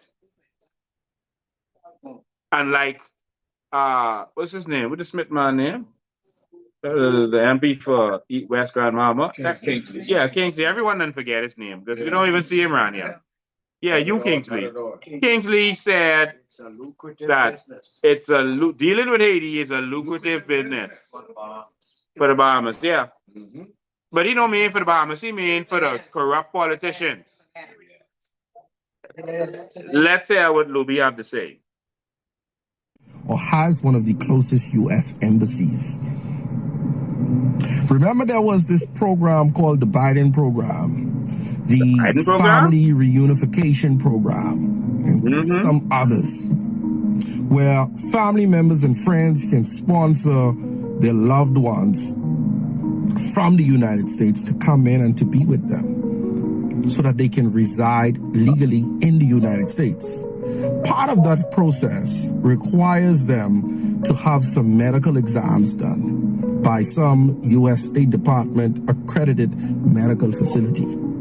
Part of that program requires them to have an interview done, and there's certain documents that they'll have to present at a U.S. embassy. And their sponsor, the person that is living in the United States, no matter where, what state, the person that is living in the United States can request that their case be seen or be heard, that the individual be interviewed at a particular U.S. embassy. They can choose the Bahamas embassy. And as they choose the Bahamas embassy, they would now have to make application for a Bahamas tourist visa to enter the Bahamas so that they can come and go to our accredited medical facilities and pay up to the tune of $900 and something, $900 odd dollars. And then do some blood works to pay at a lab on Collins Avenue to pay some more money. And then be able to go to the U.S. Embassy, have their interviews done for their DS-260 and their, sponsored applications that will be heard at the U.S. Embassy. So all of those individuals, as they're trying to leave their countries and their families are trying to get them to the United States, they're applying for them to attend their appointments at the U.S. Embassy, Nassau, Bahamas. A lot of them. And so they will have to fly on the Bahamas Air and other airlines to get here to the Bahamas to go and attend those interviews. So while we see the flights are being filled and this sort of thing, and people are coming in droves, and they're coming in on visas and they're requesting and receiving approvals for their visas, it's because their sponsors are assisting them. It's because they're paying the government. It's because they're presenting the requisite documents, and they are presenting the U.S. Embassy appointment documents. They are presenting the medical facility appointment documents here in the Bahamas. They're presenting all of the documentational proof to say that I'm coming to the Bahamas for the sole purpose, the sole reason. So we see the planes, we see the droves of people coming in, but we don't understand. But because we want to knock, because we want to create and to hold on to this narrative and say that the Haitians are coming, they're taking over, all of the problems are because of the Haitians. They're coming in to vote, they're coming into this, they're coming into that. Nah. You see the line. You see the people coming in, but you don't know why they're coming in. You don't know who they are. Did you do a test? Did you interview them? But people are just posting the picture, new voters coming in. Just fear-mongering. It is very dangerous. Try to get the facts. Understand the situation before we push the BS. So that demon right there with his voodoo beads on, is trying to say that the reason those flights were coming into this country, Ms. Green is still there, thank you, it's coming into this country full, is because they was coming here to get their visas, their U.S. visas. He said, you got to get the facts. He said, y'all don't know why those planes are coming in here full. But here's where the problem is. Those planes are coming in here full every other day, right? And then the other days they full too. But you don't see no American Airlines full going to America. You don't see no Bahamas Air full of them going, full of Haitian immigrants going to America. You all seeing that? So Louis saying they only coming here full because they coming for visa. Well, how come I don't see them, one, full going back to Haiti? Because they will go out with 30 persons. I've seen this document for myself, the flight manifest, and come back with 130.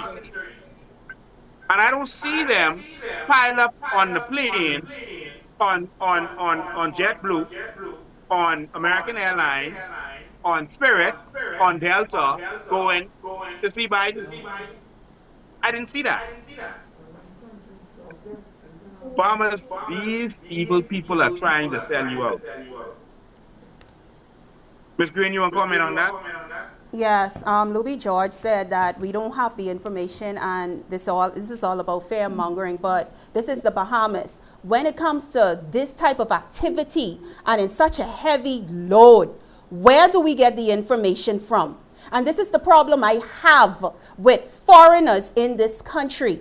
Foreigners in this country, along with the government of this Bahamas, they are taking away our land. They're taking away the money in the form of our sovereign wealth fund that would be the Progressive Liberal Party. But now it seems like they want to take away our voices. I have a problem with that. As a Bahamian in this country, you trying to tell me my children cannot speak up in their country. My children cannot ask questions. Asking questions is not fear-mongering. This is the Commonwealth of the Bahamas. This is the Bahamian business. We will ask questions. We will inquire. And if the freedom of information isn't out, and if the government isn't being transparent, forthwith, and coming to the public like a responsible organization that they are supposed to be, then it leaves for speculation. It's not fear-mongering. It's not hatred. Louis George, what you need to do, you need to go back to Haiti, and you need to sit up and look at what hate is. You need to look at what real fear-mongering is. This is not our culture. Hatred is not the culture of Bahamian people. Fear-mongering is not the culture of Bahamian people. This is a loving nation.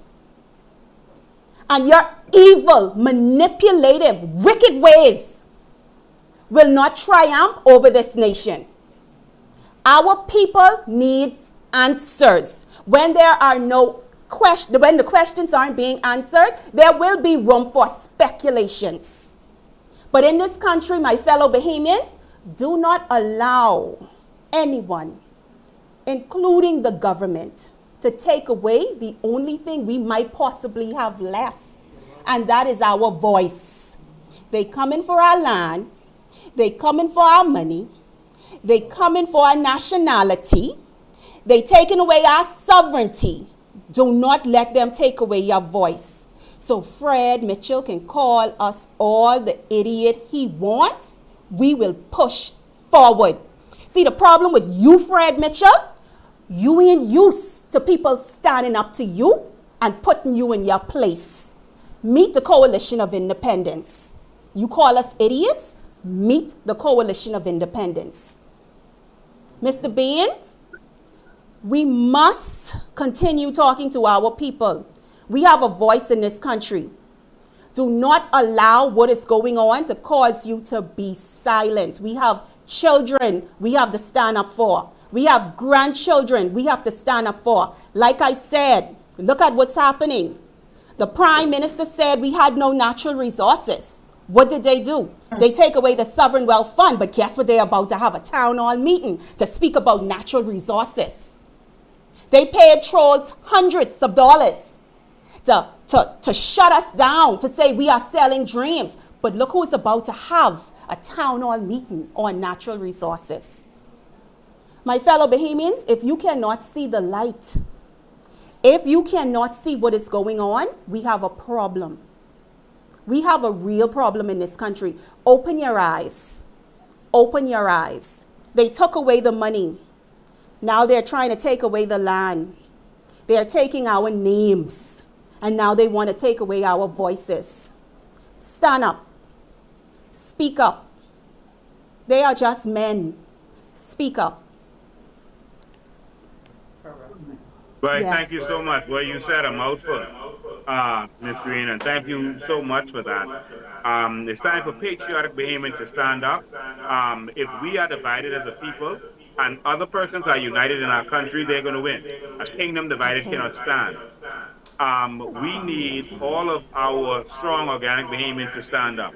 That's not anything against anyone else, you know, because I expect Haitians to be patriotic in Haiti. I expect Americans to be patriotic in America, to make sure that China, Russia, no one else takes over in their country, to make sure that Britain doesn't run things in their country. Nothing wrong with that. We have to stand up as a people because we see exactly what is going on. You know, we have concerns with that video that was going around with Brave Davis going into shanty towns, and that is treasonous. Saying that he is one of them, that he's a Haitian, he's of Haitian descent. But I challenge all of you to look up the last name Pintard. Yes. That is not just a French name like Delaveau, which is a French name. That's a Haitian name that came out of Haiti. All right. And so that's his roots. And he refuses to answer to that. And so I challenge all any of you to go and search the roots of his name. It was never a big popular name in Haiti, but it was a name that is a Haitian nonetheless. From the French, of course, slave master at the time that lived there. And when the revolution happened, guess where they fled to? They didn't flee to France. Some of them fled to the Bahamas. All right? Some of them fled to the Bahamas. From the colonial period, they used to call it Saint Domingue. All right? They call it Haiti now. So that's where the Pintard name came from. All right? And if you look, it has big history down there. From a French settler named Julien Pintard. All right? And that's recorded in the 18th century, which is the 1700s, about 1743. All right? In Croix de Bouquets. And if you study more, you're going to see that these persons, they have actual link of persons, including Mrs. Catherine Pintard, who left, and her and her young nephew escaped, and other persons, and came to the Bahamas. All right? So some of them were massacred over there, but they, some of them came to the Bahamas, and some of the slaves with that name also came to the Bahamas. All right? And so that while it's not a popular name like Pierre or Joseph, etc., the man is of Haitian descent. I'm ready for people who's going to look out for us, man. Yes. Because see, when you have another nationality in you, you have loyalty to it. My daughter lives in America, but you can't tell them people she's not Bahamian. She's in America. But far as she's concerned, don't call me no American. I have loyalty to the Bahamas. She flying the flag in the house. She's representing. So that means that's her origin that she identifies with. And there's nothing wrong with that. Nothing wrong with identifying with your origin. We have now a Bahamian police chiefs in Florida. He identifies with the Bahamas. There's nothing wrong with that. But just know that when you put persons in serious leadership position and they have some other background that they have an affinity to, listen to Brave's speech. He never gave a speech to Bahamians like that. He's never shown us that kind of love that I go always be there for you. You hear what he said? Come on, listen to me. If I have a woman tell me that, listen to me. Say, I have always been there for you. That's what Brave said, and I will always be there for you. Jesus. Ladies, if a man tell you that, marry him now. Now. He's saying me and you is one. Yeah, he did say. I am you and you. I am you and you. I am you and you is me. That's all like bone of my bone, flesh of my flesh, blood of my blood. Wow. Jesus. And Bahamians still want to vote for that. While all around us, all we see is them catering to them. Exactly what Brave said. See, just saying it is one thing. You could say maybe it was just politicking. But when you look, you see everything working out in their favor. They are taking all of our services and taking it in the shanty down to cater to them.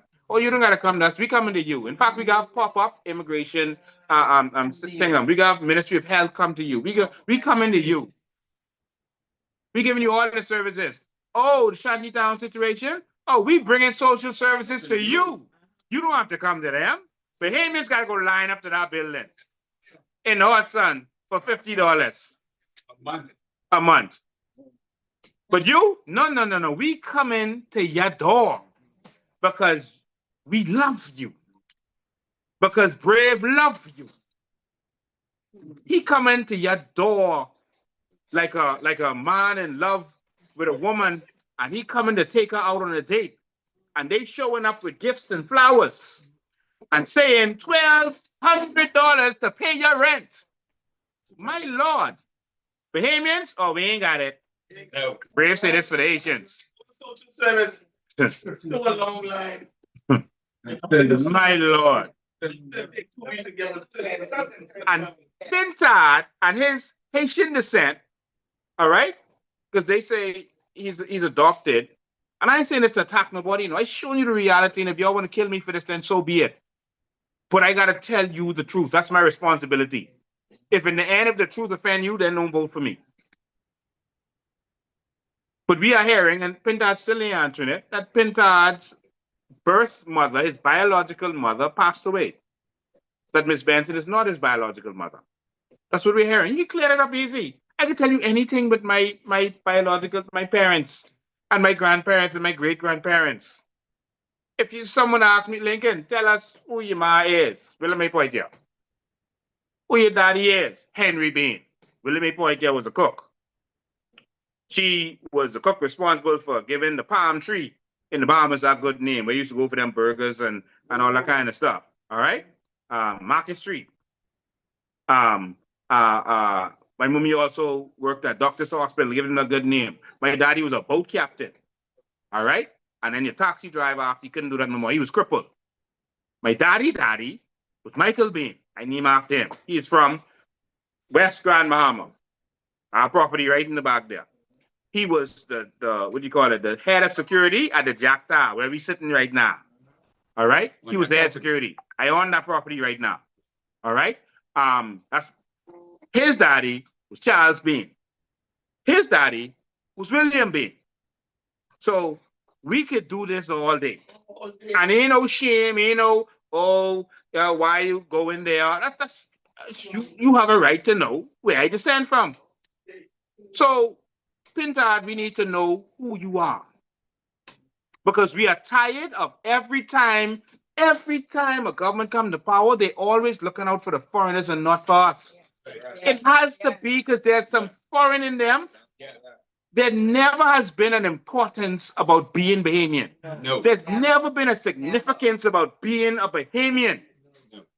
Always compromise. Who told you everyone else is better than us? Who told you that we have to work for the foreigners and scrub toilets? Who told you that lie? Who told you that the illegal immigrants should have rights to do things in our country that we don't have? Who told you that? And so when you see Pintard and them, and Fred Smith was born in Haiti. So he has an affinity to them. So what did you see him doing? He have affinity to them, fighting for them. So. He said, I don't blame him. He fighting for his people. Yeah. Right. How do you blame a man who fighting for his people? And that's why I fight for Bahamians. Yes. How you gonna blame me for fighting for Bahamians? That's my people. Yes. Now Pintard them always fight for the foreigners. So Fred Smith, who was born in Haiti, and Michael Pintard, who was of Haitian descent, on both sides, they decide to fight for them. They put out a book, Lion. A Lion book. I have the book, but I don't have it with me right now, but I can go live again. I have the only copy left, I think, of this magazine that they went to the UN with to make it seem like our immigration bite the people with dogs and beat up the little children. They showed the children with the scars all over them. You know, that's what they did, man. And they could be walking around this country free like this. Pintard could be here talking with his leader of party. Opposition leader. Jesus. At the Commonwealth of Bank. Let's go deep. Let's go deep. So this Luby, who was just spreading that deception just now, was recently seen partying because one of his people reached. They say he's JP, right? And one of his people reached. They ain't come here to go over there. They come here to stay here. And he hugging up this man. I mean, listen to me. Bahamians we don't get that close. You know, I got my brother, but listen, my brother know we could dap and you know we might get close, but our hand can be between each other and we ain't all up. Don't come rubbing up on me. Bahamians don't play that. Play the video called, they spell it wrong. It's called Juby Party. It should have been Luby, but it's Juby Party. Play that video. This in the Bahamas? It's right here. It's right by Luby there. This boy reach. I see the video, I didn't know it was there. That's right. Did they celebrate? Yeah, celebration. Oh yeah. Yeah, listen. If a woman holds me like that, I love her. Listen to me, if a man holds you like that, marry him.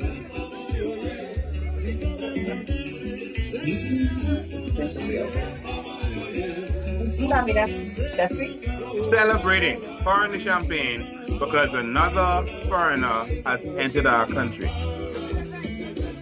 We can stop playing it. Because they continue dancing, and I don't like see them kind of things. I couldn't watch Brokeback Mountain, to be honest with you. That's a celebration. Now I can show you some stuff. I also want to show you this before I go to these documents. I want you to see, show the picture pregnant. You saw this going around this week.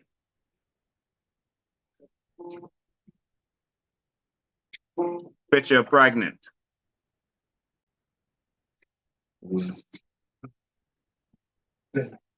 These are people that they are saying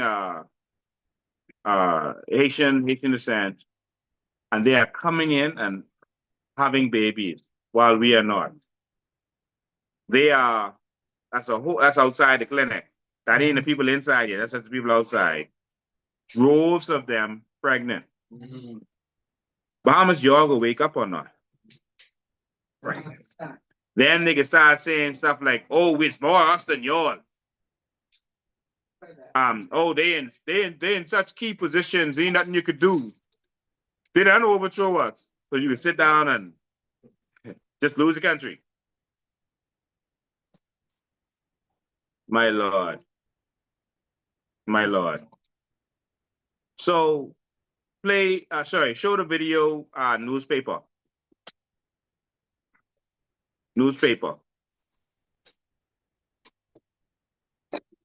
No, it's not a video, it's a picture. Newspaper. Every single week, we are saying this almost on a daily basis. These are people getting citizenship. Show newspaper too. It's more. All right? These ain't instead applying just to get it because they was here and they reached 18. This is happening on a daily basis. All right? With the aid of the government. And these kinds of actions are causing it hard for Bahamians. All right? Now, let's get to the conversation. Before we get there, and I want you to excuse me for the language, but we have to play it the way it is. This gentleman right here that I'm going to play for you, it's called Frankie Florida. I hope he have his own country too. Frankie Florida was invited by the Prime Minister of our country, to speak at the Dorian Memorial to remind us of how the foreign people took over Abaco, took the guns and invaded people's houses and took their houses over and raided and looted and intimidated Bahamians. Bahamians had to leave. And then had the ship start coming to Abaco, taking the furniture and packing them up on the ship and sending them to Haiti. So Brave wanted to remind us of that. And so he brought Frankie Florida. I'm not going to play him speaking. They brought Frankie Florida to speak at that memorial, which was sick. That's this Frankie Florida that we're going to pray for you. If there's any, I don't remember, if there's any foul language on here, please excuse it. But this is what our government is doing. There are many Bahamians who went through terror during Dorian that could have been allowed to speak. Many. Play Frankie full. That video, Frankie full. And let me tell my people them of Haitian Bahamian, they say who can vote. There's something about the two Haitian. I'm back Wayne Davis, Prime Minister, to Pep Haitian. Dans les Abdullah, votez, register pour Brave Davis. Passez avec Brave Davis, not les net. It's better under the PLP, and it's getting better. The Bahamas, you all know that. Okay, I'm all fucking tired, asshole. Also fucking behind. Ain't this a game? We our parents, but we different, boy. The same back in the day. We all could have bully us and do what y'all want to do. We different, boy. Travel to the Family Islands and see what all going on, and let me know. Brave Davis all day, every day. Yeah. The Brave what? Brave Wave. Brave Wave.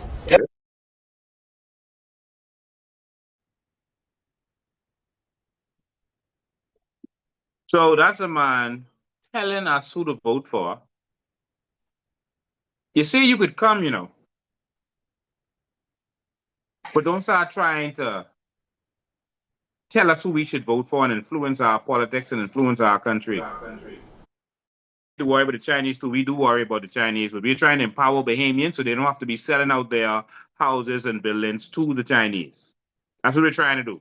Most Bahamians sell to them because they need that money. I don't see the Chinese coming on the news and telling us who to vote for. I don't see them trying to influence our elections in that way. I just don't see it. Ms. Green, go ahead. Yes, listening to that, Mr. Bain, I often wonder, Bahamians that still support the Progressive Liberal Party, do they even realize why the Haitian population so heavily supports the PLP?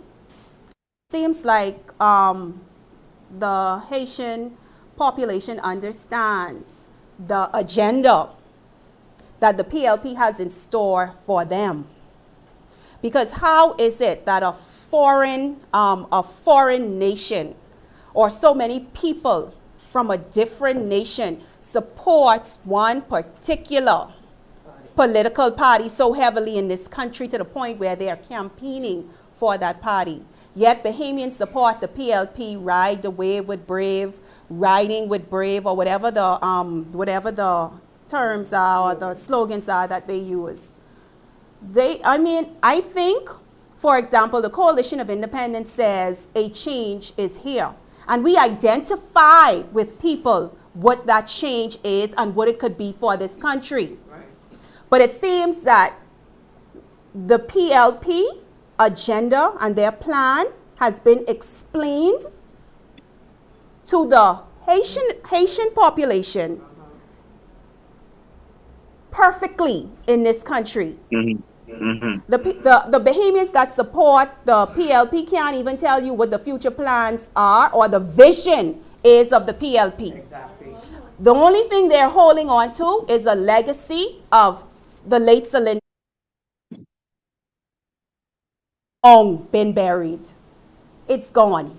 They're not continuing on that. They're not continuing on that. But to my fellow Bahamians, to those who are still trying to figure out where they want to vote or who they want to support, ask yourself this question. Why does the Haitian population support the Progressive Liberal Party so heavily? What is it that they know that you don't know? Because as far as I'm concerned, change is here. Bahamian ownership, land ownership, resource benefits, ownership of your country, change is here. As far as I'm concerned, looking at the plan Brave Davis seemed to have for this country, he looked like he's trying to turn this country into a colony of Haiti. And it's right before our eyes. But yet we have new potential candidates stepping forward saying they want to be candidates of the Progressive Liberal Party. What is the plans of the Progressive Liberal Party? What is the vision for this country? Because a nation without vision will surely perish. And this is why the Coalition of Independents put forth their Vision 2020, their Vision 2030, their Vision 2025. Sorry, Vision 2030, Vision 2025, Vision 2030. We spoke it, we wrote it down. It's there for people to watch and it's there for people to read. But of course, the PLP, last election, the PLP said that they were going to give free internet, free electricity. We didn't see a plan for that. We just heard words during a political season, a political period. Are we still to the point where we're still falling for these things? They're not showing us what it's going to take to get us there, how they are going to get us there, and the time frame it's going to take us there. That is what we need. And that is why the Bahamian people need to start pushing for debate between our leadership. Yes, I said debate between our leadership. So, Mr. Bain, hopefully we can see you debate with the leader of this country, Mr. Philip Davis, and Michael Pintard. They're terrified to debate with me, so they're going to try to arrange a debate for themselves between them two because they're afraid of me. So we expect that's what they're going to try to do. But yes, democracy should have them debate with me. You saw debates in Jamaica, and they had very intellectual debates. They dealt with the issues. They went through the numbers. They made them explain how are they going to do things. That is how it's supposed to be. But here in the Bahamas, they just think, listen, you can vote for them or their best friend anyway, so they ain't answering you. They don't feel they have to be answerable to you. And so that's how they operate. Now, I want to go to some documents, Ms. Green, to show Fred Mitchell, your counterpart. I want to show him how they are legally giving out passports. So let's go to the document called Renounce. Let's go to the document called Renounce.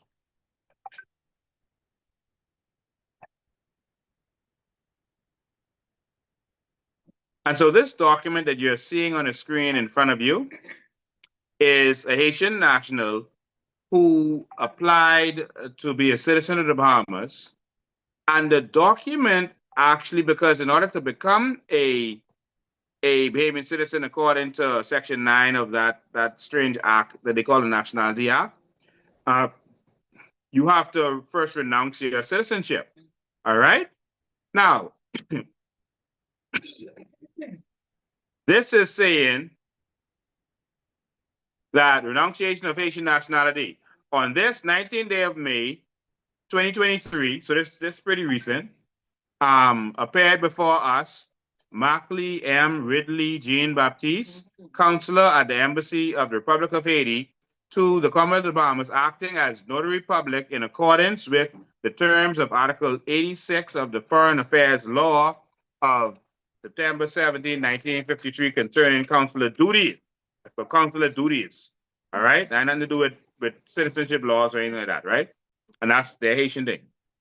So the Haitian national, that's their name, we redacted it, their date of birth, their place of birth. This person was said he was born in Nassau, their father and mother, identity, identified by certificate of identification. Wow. The date issued, and the issuing authority. So this document came from the Embassy of the Republic of Haiti.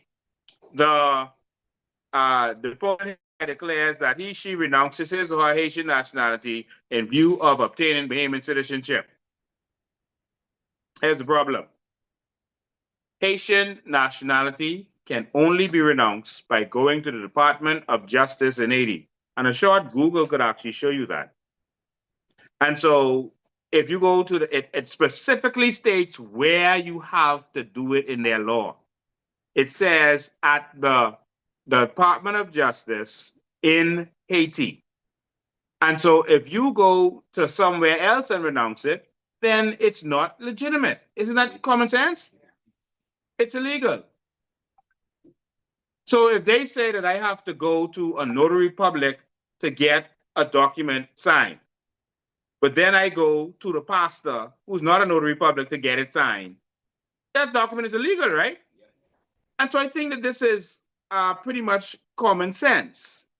The law is clear on that. And so I have a bunch of documents here where persons, because of time, I can't go into all of them, but we have a bunch of documents here similar to that where persons applied. We have all the receipts where they replied. We could show you all the applications. But if you're giving people passports on this, it's illegal. So you are overlooking the law and ignoring the law for your benefit. It's illegal. Your passport is given out illegally. If I am wrong, then you know what to do. Arrest me, all right, for libel, or sue me for libel.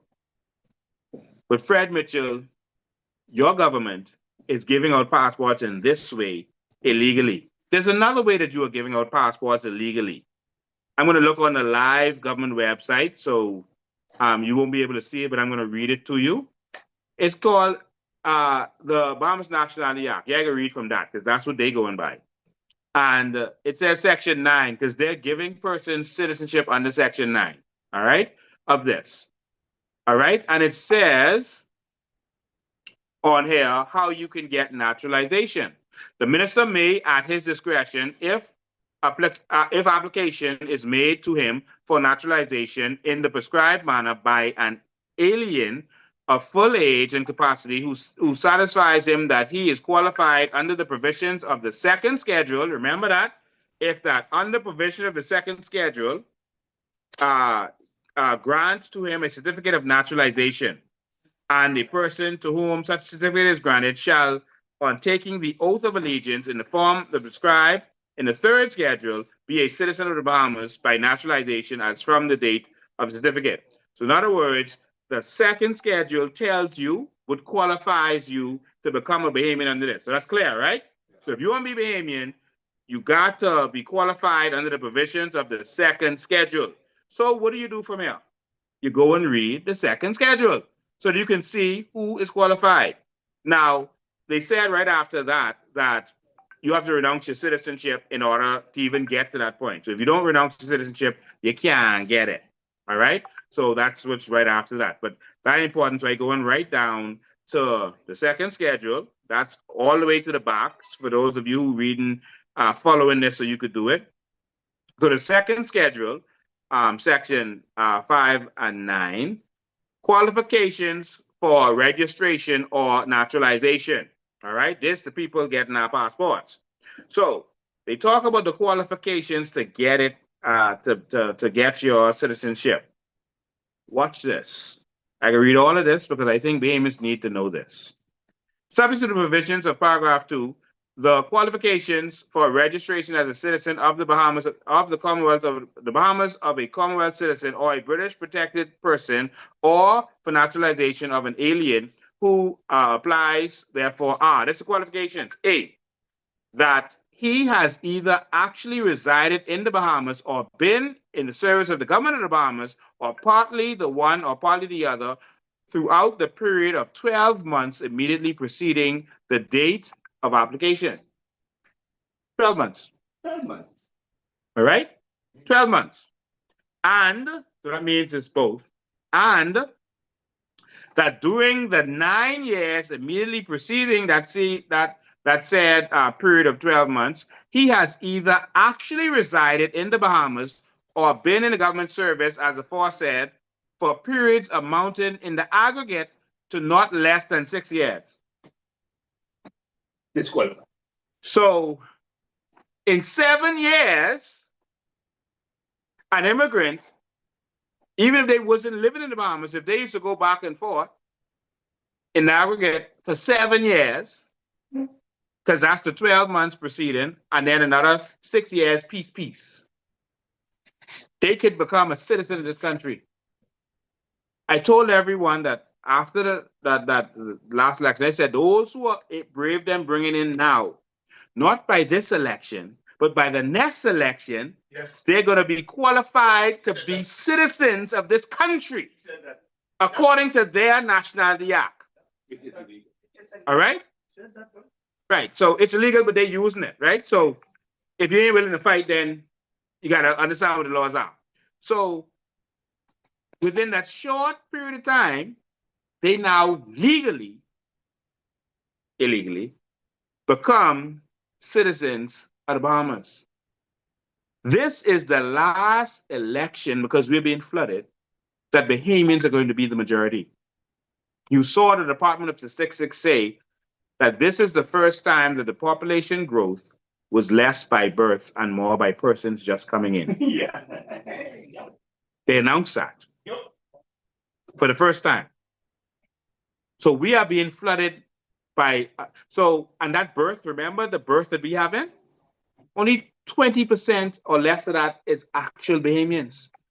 So we're being outnumbered by birth and by persons flooding into our country. And Bahamians are sitting back and letting Pintard and Brave Davis sell this country out. This is the last election we're going to have the majority. Unite, Bahamians, unite. This is your last chance. If you are afraid to stand up and fight for this country, you are going to lose it. You see it, that's it there in writing. I'm telling you where it is. You can't see it on the screen, but I'm telling you where it is. Nationality Act, this is the second schedule. See, that he is, in the opinion of the minister, of good character. So you got to be of good character. So not someone like Luby them who go and lie and doing books and lying on the Bahamas. That ain't good character. All right? Not someone like, what's the fella name? Frankie, who would do a voice cursing out Bahamians and tell them they dumb and stupid. Need to go. All right? D, that he has a sufficient knowledge of the English language. Oh, Jesus, what? Hold on now. Hold on. C, that he has a sufficient knowledge of the English language and the responsibilities of a citizen of the Bahamas. What? Nobody follow the application to put the authority there. What? So if you find any immigrant who has a Bahamian passport and cannot speak English, it's illegal. Their rights. This, their law. You challenge their citizenship at the polls if you have to. They are not legit. You don't forget English. So if you see anyone who has a passport and doesn't speak any English, they receive that passport illegally. They are selling our passports like candy. Now, how many of you Bahamians out there have experienced those kind of people with passport and they don't speak sufficient English? That doesn't give a caveat or a side door to say, oh, their mummy was born there and their daddy was born there, or they didn't give a caveat to say, if after 18 years you've been here and you don't speak English, you could apply, you know. But if you don't speak English, you don't qualify. So that's where the problem comes in. I have a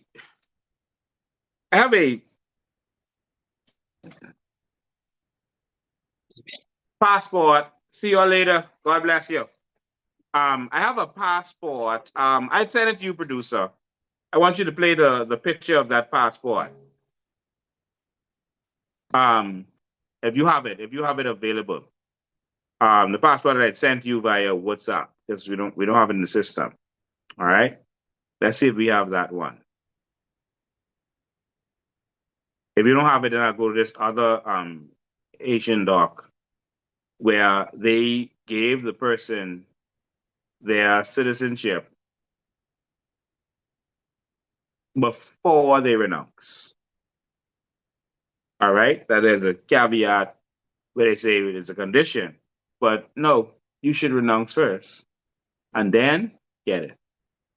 All right, so producer, if you don't have it lined up, go to Haiti documents. Haiti documents, pull that one up. Pull that one up. Haiti documents. Oh, you have the video. Some police officers, you can see that police booth in there. Some police officers found this person, right? This this document that this person has is a Bahamian passport. This person could not speak a lick of English. One of the police officers could speak Creole, so that's how they was able to talk to him. And they was locking this fella because it's like, how you get this passport and you can't speak English? And it's saying that it's calling his what do you call it? Citizenship Bahamian.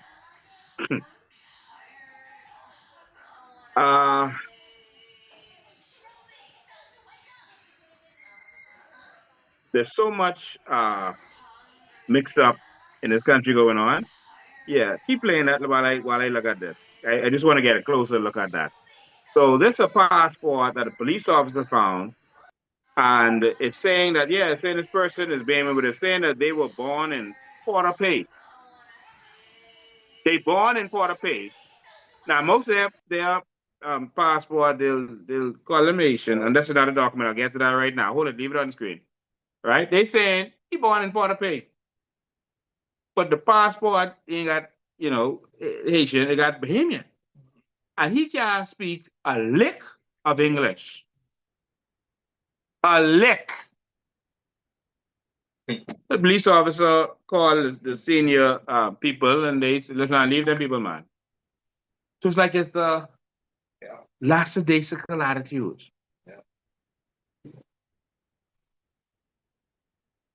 So the document you just saw on the screen was another individual who applied for their citizenship. It says nationality Haitian, all right? Citizenship certificate, naturalization from section 9, which we just read, all right? And they paid $100 for this. We have the receipt and everything. And so it says approval is granted on the condition that it is accepted no later than 1 year from the date of this letter. Otherwise, they'll take it. So they given you this citizenship. The approval is granted for this citizenship. All right? It's granted. So you straight. All right? You just got to accept within a year. So that just tells you this person got their citizenship, right? They straight. Okay. They tell them how to get the money by doing cash and go, Canoe, Omni, and all these people, right? But on here, they are telling them that, let me see where I can see it. Payment.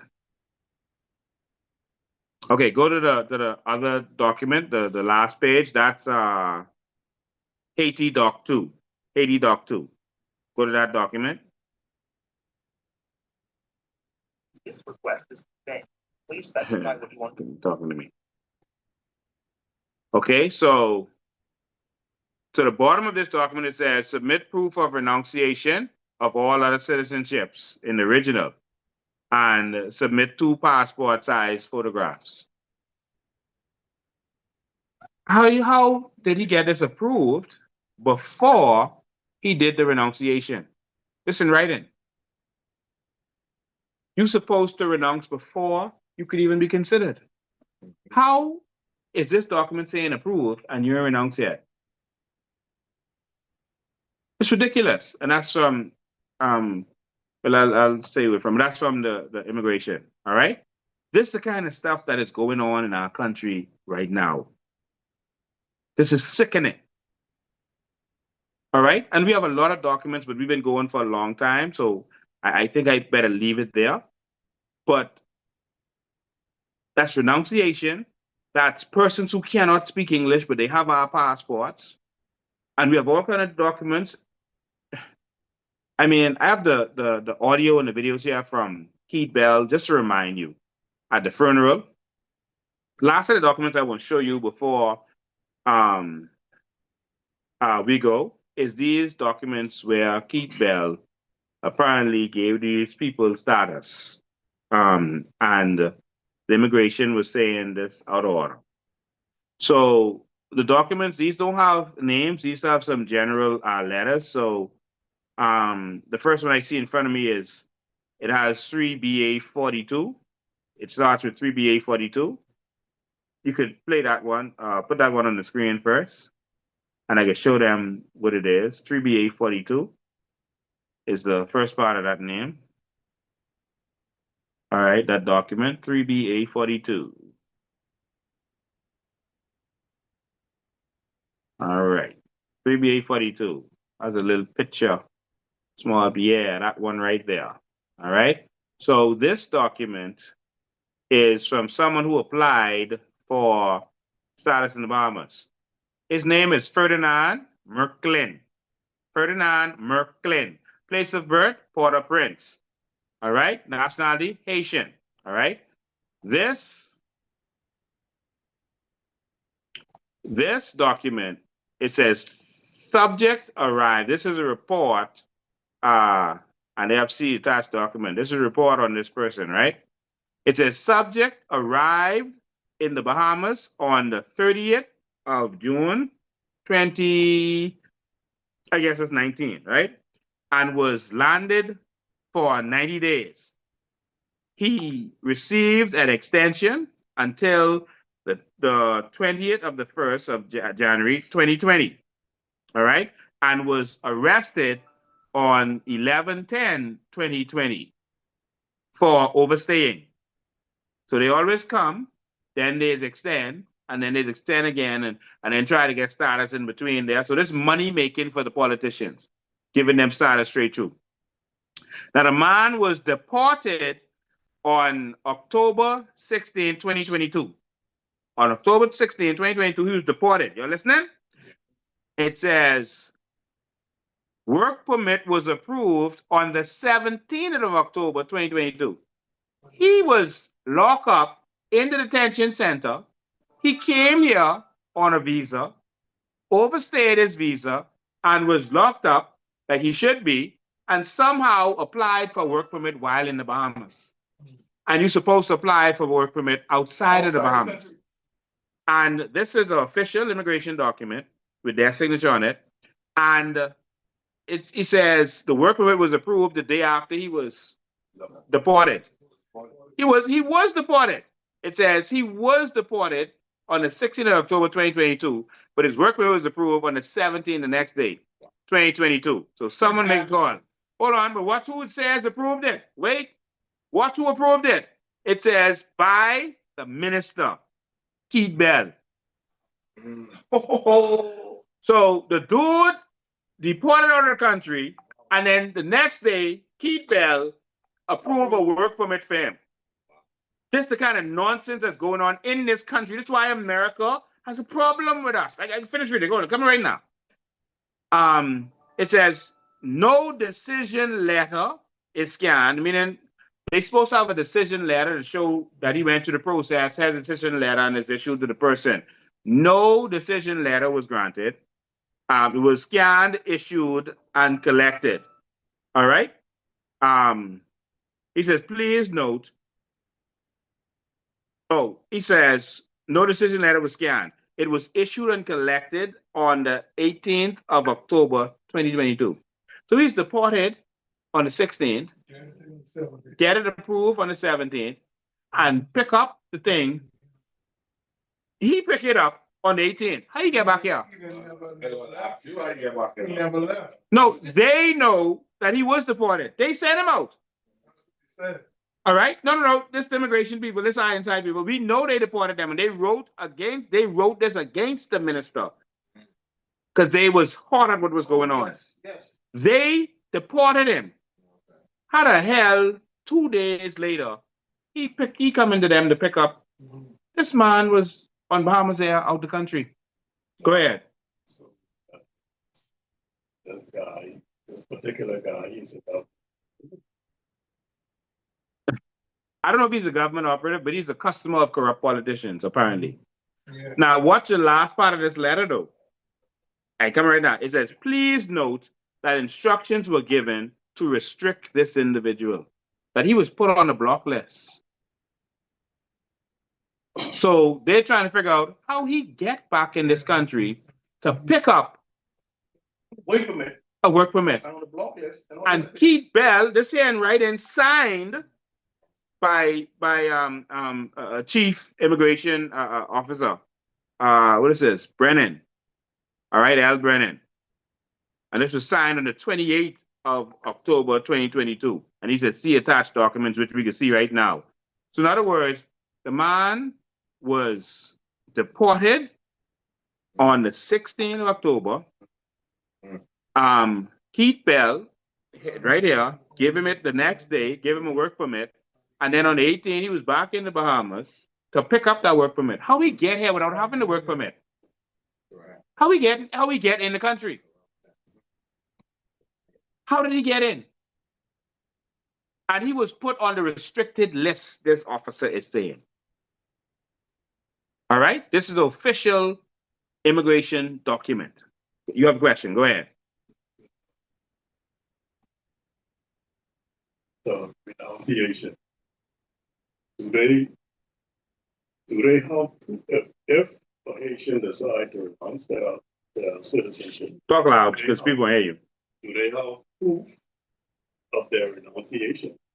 Do they record this or something they? Who they? If immigration records it, they're supposed to have a file for each one of these persons. So when it's time for us to go and audit, there's supposed to be a file with each of them. If missing out your file, you're in problems. But the renunciation can only happen at the Department of Justice in Haiti.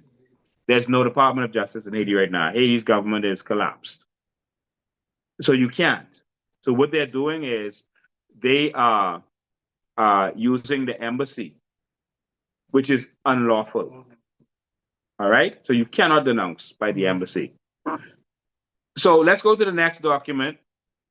In fact, no, I won't go to any more documents. We've been going long. We have a slew of documents, just like the one you just saw. Somewhere, immigration officers said the minister made them do it.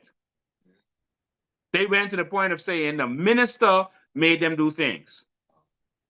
And Fred Mitchell could be around here walking around like they decent people. I'm serious. Like they decent? Keith Bell could still be. Any Bahamian who votes for Keith Bell hates this country. See, if you love your party, you want to vote for your party, so be it. But if you vote for Keith Bell after what he did, and guess what? He was doing this for Brave them, you know. That's why Brave didn't touch him. With all this evidence and evidence we have here, but I have the time, they just transfer him. Of course. You wanted to ask something? Yeah, you just confirmed. In fact, you just proved it must be a high office that's proving all of it and making this happen. Your case was right to the point, and it proved that case. I wish I had more time to go through all of these other documents because they would shock the Bahamian people. I guess I could push that to next week, and we could go through more of these documents. But Fred, they asked for this, right? Yeah, they get it. Now, I can stay here till tomorrow on this live, and I could just drop documents on them. Get it, Fred. As y'all can see, I got a pile of documents in front of me. Get it. Digital. All right? I got more passports for persons who don't speak a lick of English. You have a passport, the guy who had a born on date, but an expiry date or something of another born on date when you went there and you need him on. Yes. Yes. His passport wasn't complete. Yeah. Either did not have born on date or did not expire. So, ladies and gentlemen, I cannot open the phone lines today because we've been going so long, but we just wanted to get some of that stuff out. We needed to make sure that the investigation with Lynx is going properly. You all know I love to take questions and that kind of stuff, but this one went on for too long today. But we'll definitely be back next week to do some more of this. Ms. Green, I don't know, are there any announcements that we need to make for this week that need to go out there? No, not at the moment. Our poll training, and I just want to say again, congratulations to the South Beach Association on their branch opening. That was a very beautiful day. A lot of people showed up. It was beautiful. We're also just waiting on the announcement because a lot of people are asking. We're just waiting on the announcement for funeral arrangements for, of course, your sister, Mr. Bain, George Hales, his brother, and of course, Mr. Lynx Jones. So these are the updates that our people in the organization are waiting for. Thank you so much. But until we find out all of this information, we won't be able to put any events on the calendar. Okay. And so to say a special happy birthday to Liliano Jr., the son of Liliano Sr. And we just want to say I have a special birthday, and we hope you enjoy. He's been a fan all of his life of the COI, all of his life. He's a COI baby. I see some message here, Eyewitness News. They trying to prop up these politicians with their nonsense. Eyewitness News has something here with Pintard saying call for transparency. How could the F&M be calling for transparency? The F&M, want to call it the F&M who hid the Dorian supplies, calling for transparency. And then auction off in the harbor. Yeah. But I'm still high up in the harbor because the guy showed me the bill. Yeah, some of them still high. Still high. Wow. Call for transparency. And he's called on Philip Wave Davis to present a clear operational plan following the U.S. decision to designate its Nassau embassy as a visa processing site for Haitian nationals. Pintard, this has been happening. They have been using the Nassau, the U.S. embassy in Nassau to do this. Pintard, you know that. All right? Why didn't you use this press statement to speak up against the illegal invasion of this country? Because that's your people? You've been in the chase too, with bread? All right. You've been in the chase too. And I'll go. So, Pintard, we're not interested in the sad stories and you pretending to care about these issues now. We're not interested. All right? You need to explain who you are. Even in Jamaica, during the debate, they asked the opposition leader, the PNP opposition leader, they asked him to prove his papers because he had a British passport and didn't have a Jamaican passport. All right, even though he had status in Jamaica because a parent was Jamaican and the parent was British. And they're like, but you can't be serious about this country. And Jamaicans don't play. On that alone, as much complaints they have with the government, on that alone, amongst other things. But on that, they said, listen, you don't belong here. We are Jamaican first. And if you didn't see until now the importance of getting your passport, you only get your passport now because you want to run? You want to be Jamaican now? They rejected him with all his nice talks. All right? Bahamians, reject them. Tell Pintard we are waiting on his birth certificate. And we don't want just one that because you was in government, y'all were quite able to go change them documents. We want your birth certificate and your proof that you was born in PMH. That's what we want. Or in the house. Or somewhere. All right? That's what we want. So, ladies and gentlemen, we're going to see the response of the police. Hopefully they could get this thing serious. We're not going to let this go. We're going to continue doing what we have to do. And we're going to continue standing up and fighting for our one nation that we have. We don't have another country to go to. We are under siege. The only organization that is going to stand up and fight for Bahamians is the COI. COI. We do not hate Haitians. No. We do not hate Jamaicans, Chinese, or anyone else. Nobody. We just love the Bahamas. And we can't let nobody take this over. It's simple as that. No one should take over Jamaica. Jamaicans should run Jamaica. No one should take over Haiti. Haitians should run Haiti. Bahamians should run the Bahamas. The Bahamas should be for Bahamians. No one should come here and drop a bunch of babies and use those babies to take over our country. That's wrong. We're going to stand up. And so I want to thank you for your continued support. We appreciate you, we love you, and we're doing this because we love you. And we will never stop fighting. Last thing I want to say before we go, I got to get this one in there. Show the picture, Pintard meeting. Show that right there, Pintard meeting. It's for you, Pintard. Explain this. Someone crop this out and put it on TikTok or send this to him or something. The picture that says Pintard meeting. This boat right here, a few days ago, Pintard was in this boat at Old Bahama Bay. At Old Bahama Bay. I was sitting right behind this boat. Pintard didn't know I was sitting right behind this boat. I took that picture with my own phone. Pintard was in this boat, the same boat. And this boat is called the Frigate. Pintard was having a meeting with Mr. Carl Allen.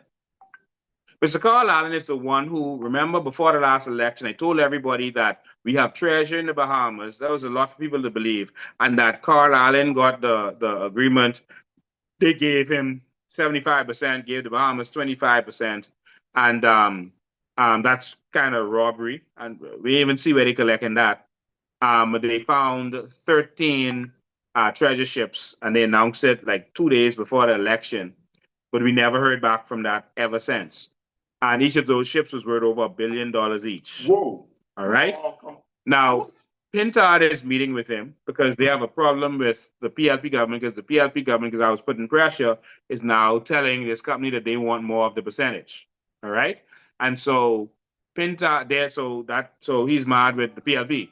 And so Pintard is meeting with them, and Pintard met on this boat at Old Bahama Bay in West End, Grand Bahama, and made the deal for him to be funded by these people so that he could repay them after the election, allegedly.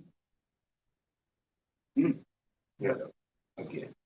You want to see that bomb? Oh, yeah. You want to see the picture? Damn it. You don't believe your eyes, no? Not your ass, your eyes. Put the camera on me.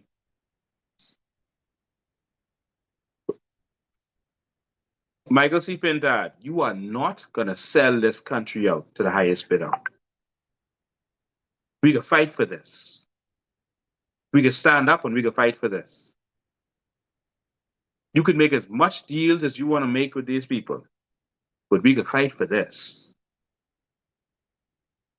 This is a new woke Bahamian populace. We gonna fight for this. So just so you all know, Brave Davis, now you know, Pintard was on that boat, the Frigate, which is Carl Allen's boat. That's the boat they go fishing in. And he was having a game show called Let's Make a Deal. Yeah, that's right. And so before election, I told you all about all of the deals that was being made with criminals. People didn't believe me. They were like, why is he saying this stuff? I said what I said, and people didn't understand. Now they're seeing it. Criminals are getting contracts, and America's concerned about that. Money laundering. Criminals are getting contracts to build buildings and all this, build housing and all this kind of stuff. I told you all, but you didn't listen. Everything I say turns out to be the truth. Everything. Now, I'm telling you that Pintard is selling this country to the highest bidder. It's going to be worse than when Brent Simmons at them before was raping and robbing, and in the first year getting $60 million in contract. That's a joke to what Pintard is lining up right now. The Port Authority is going to give him a bunch of money so that they can rule. And they're going to drop an iron fist on y'all in Grand Bahama. Remember, y'all screenshot this and remember me warning you, Grand Bahama. They're going to fund Pintard so that they can finally rule. Brent Simonette and all them, they are lining up to fleece this entire nation. There will be nothing left. Pintard and Fred Smith and them, notice Fred Smith and them going quiet? Now, Fred Smith was fighting these people in their rights all this time. How come the shutting down's breaking down, all that stuff happening, but he ain't saying a word? Because the deal is made. They putting their man in power, who is Pintard, and then you're gonna see who run this country. If they was stopping the legal Haitians from being deported, You can never see. The illegal Haitians, they were stopping them from being deported. They was taking it to court. They were stopping the China National being broken down. Imagine when they get their puppet in the seat. That's why they quiet. Y'all don't let Pintard fool y'all. Remember, I warned you, you know. Don't come crying afterwards. You can always want, always. Don't come calling me for no protest if you put Pintard there. Sit down and you take it. Take your lashes. Sit down and you take it. 5 years and lashes whipping. Master here. Because I could understand Ingram tricking you, Perry tricking you, even Minutes, you thought he was going to bring a little change. He almost tricked me too. I can understand Brave tricking you, because you just did 1 minute gone, but Pintard? Seriously? Pintard? Pintard? Y'all wake up, eh? So, that boat right there, Pintard was on that boat. Remember, I told you all before the last election, I told you all, Brave was on not that particular boat, but another boat that Carl Allen out. Brave, C.A. Smith, and I think it was David Wallace, right? The other one. That's David. Wait, what? Yeah, the F&M. Yeah, I think it was David Wallace. There's 3 of them. Not sure now about David Wallace. It might have been him, but it was 3 of them. Definitely Minnis and C.A. Smith was on that boat, and I told you all the exact deal that was made. I told everyone. All right, this stuff don't make the news because the news only allowed to cover certain things. All right, Pintard didn't take no one else with him because he's a one man. Whatever he say goes. You all need to understand that, man. Y'all gonna feel. Minnis took C.A. Smith with him and took others with him. Pintard was on the boat by himself, cutting the deal. Okay. And the workers on that boat had to stay in the restaurant. All right? They couldn't even go in the boat. One man was sitting in the back, a bodyguard for other people was sitting in the back of the boat. All right? It's a foreign man. And the other crew from the boat had to sit in the restaurant across from it. And they couldn't go, and they tell us that. They couldn't go on the boat. Because Pintard was in there with Carl Allen. Sure, could be in trouble. So listen, but Y'all could be in trouble. see the praise, see the fact. If you let the man get in, if you don't fight, if you don't spread the message that the PLP and FM is done and you let the man get in, don't cry. Take it. Just fire there for them. God bless you all. We love you. We're going to see you next week at 5. We're going to be live in studio. So those who want to join us in the studio, we'll be there. And you can join us to be a part of our live. God bless you. See you next time. Then you said you wrote something that was on.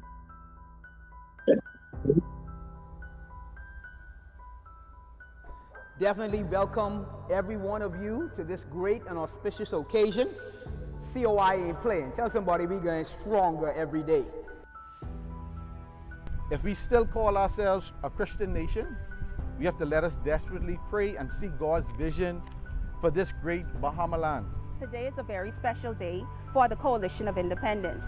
Every day is a day we are creating history within this organization and this country. I am overwhelmed because I can't believe 1 year from my started to now, I'm here. So may we continue to trust in God, and may God continue to bless the Bahamas. So come go with me. We're going to the new Bahamas. Hey! With the people, and the people have said they tired. They have said they're ready for change. We just want to congratulate you on opening of your new office. Enthusiastic about living in South Beach and helping to make the change in South Beach, because change ain't coming, change is here.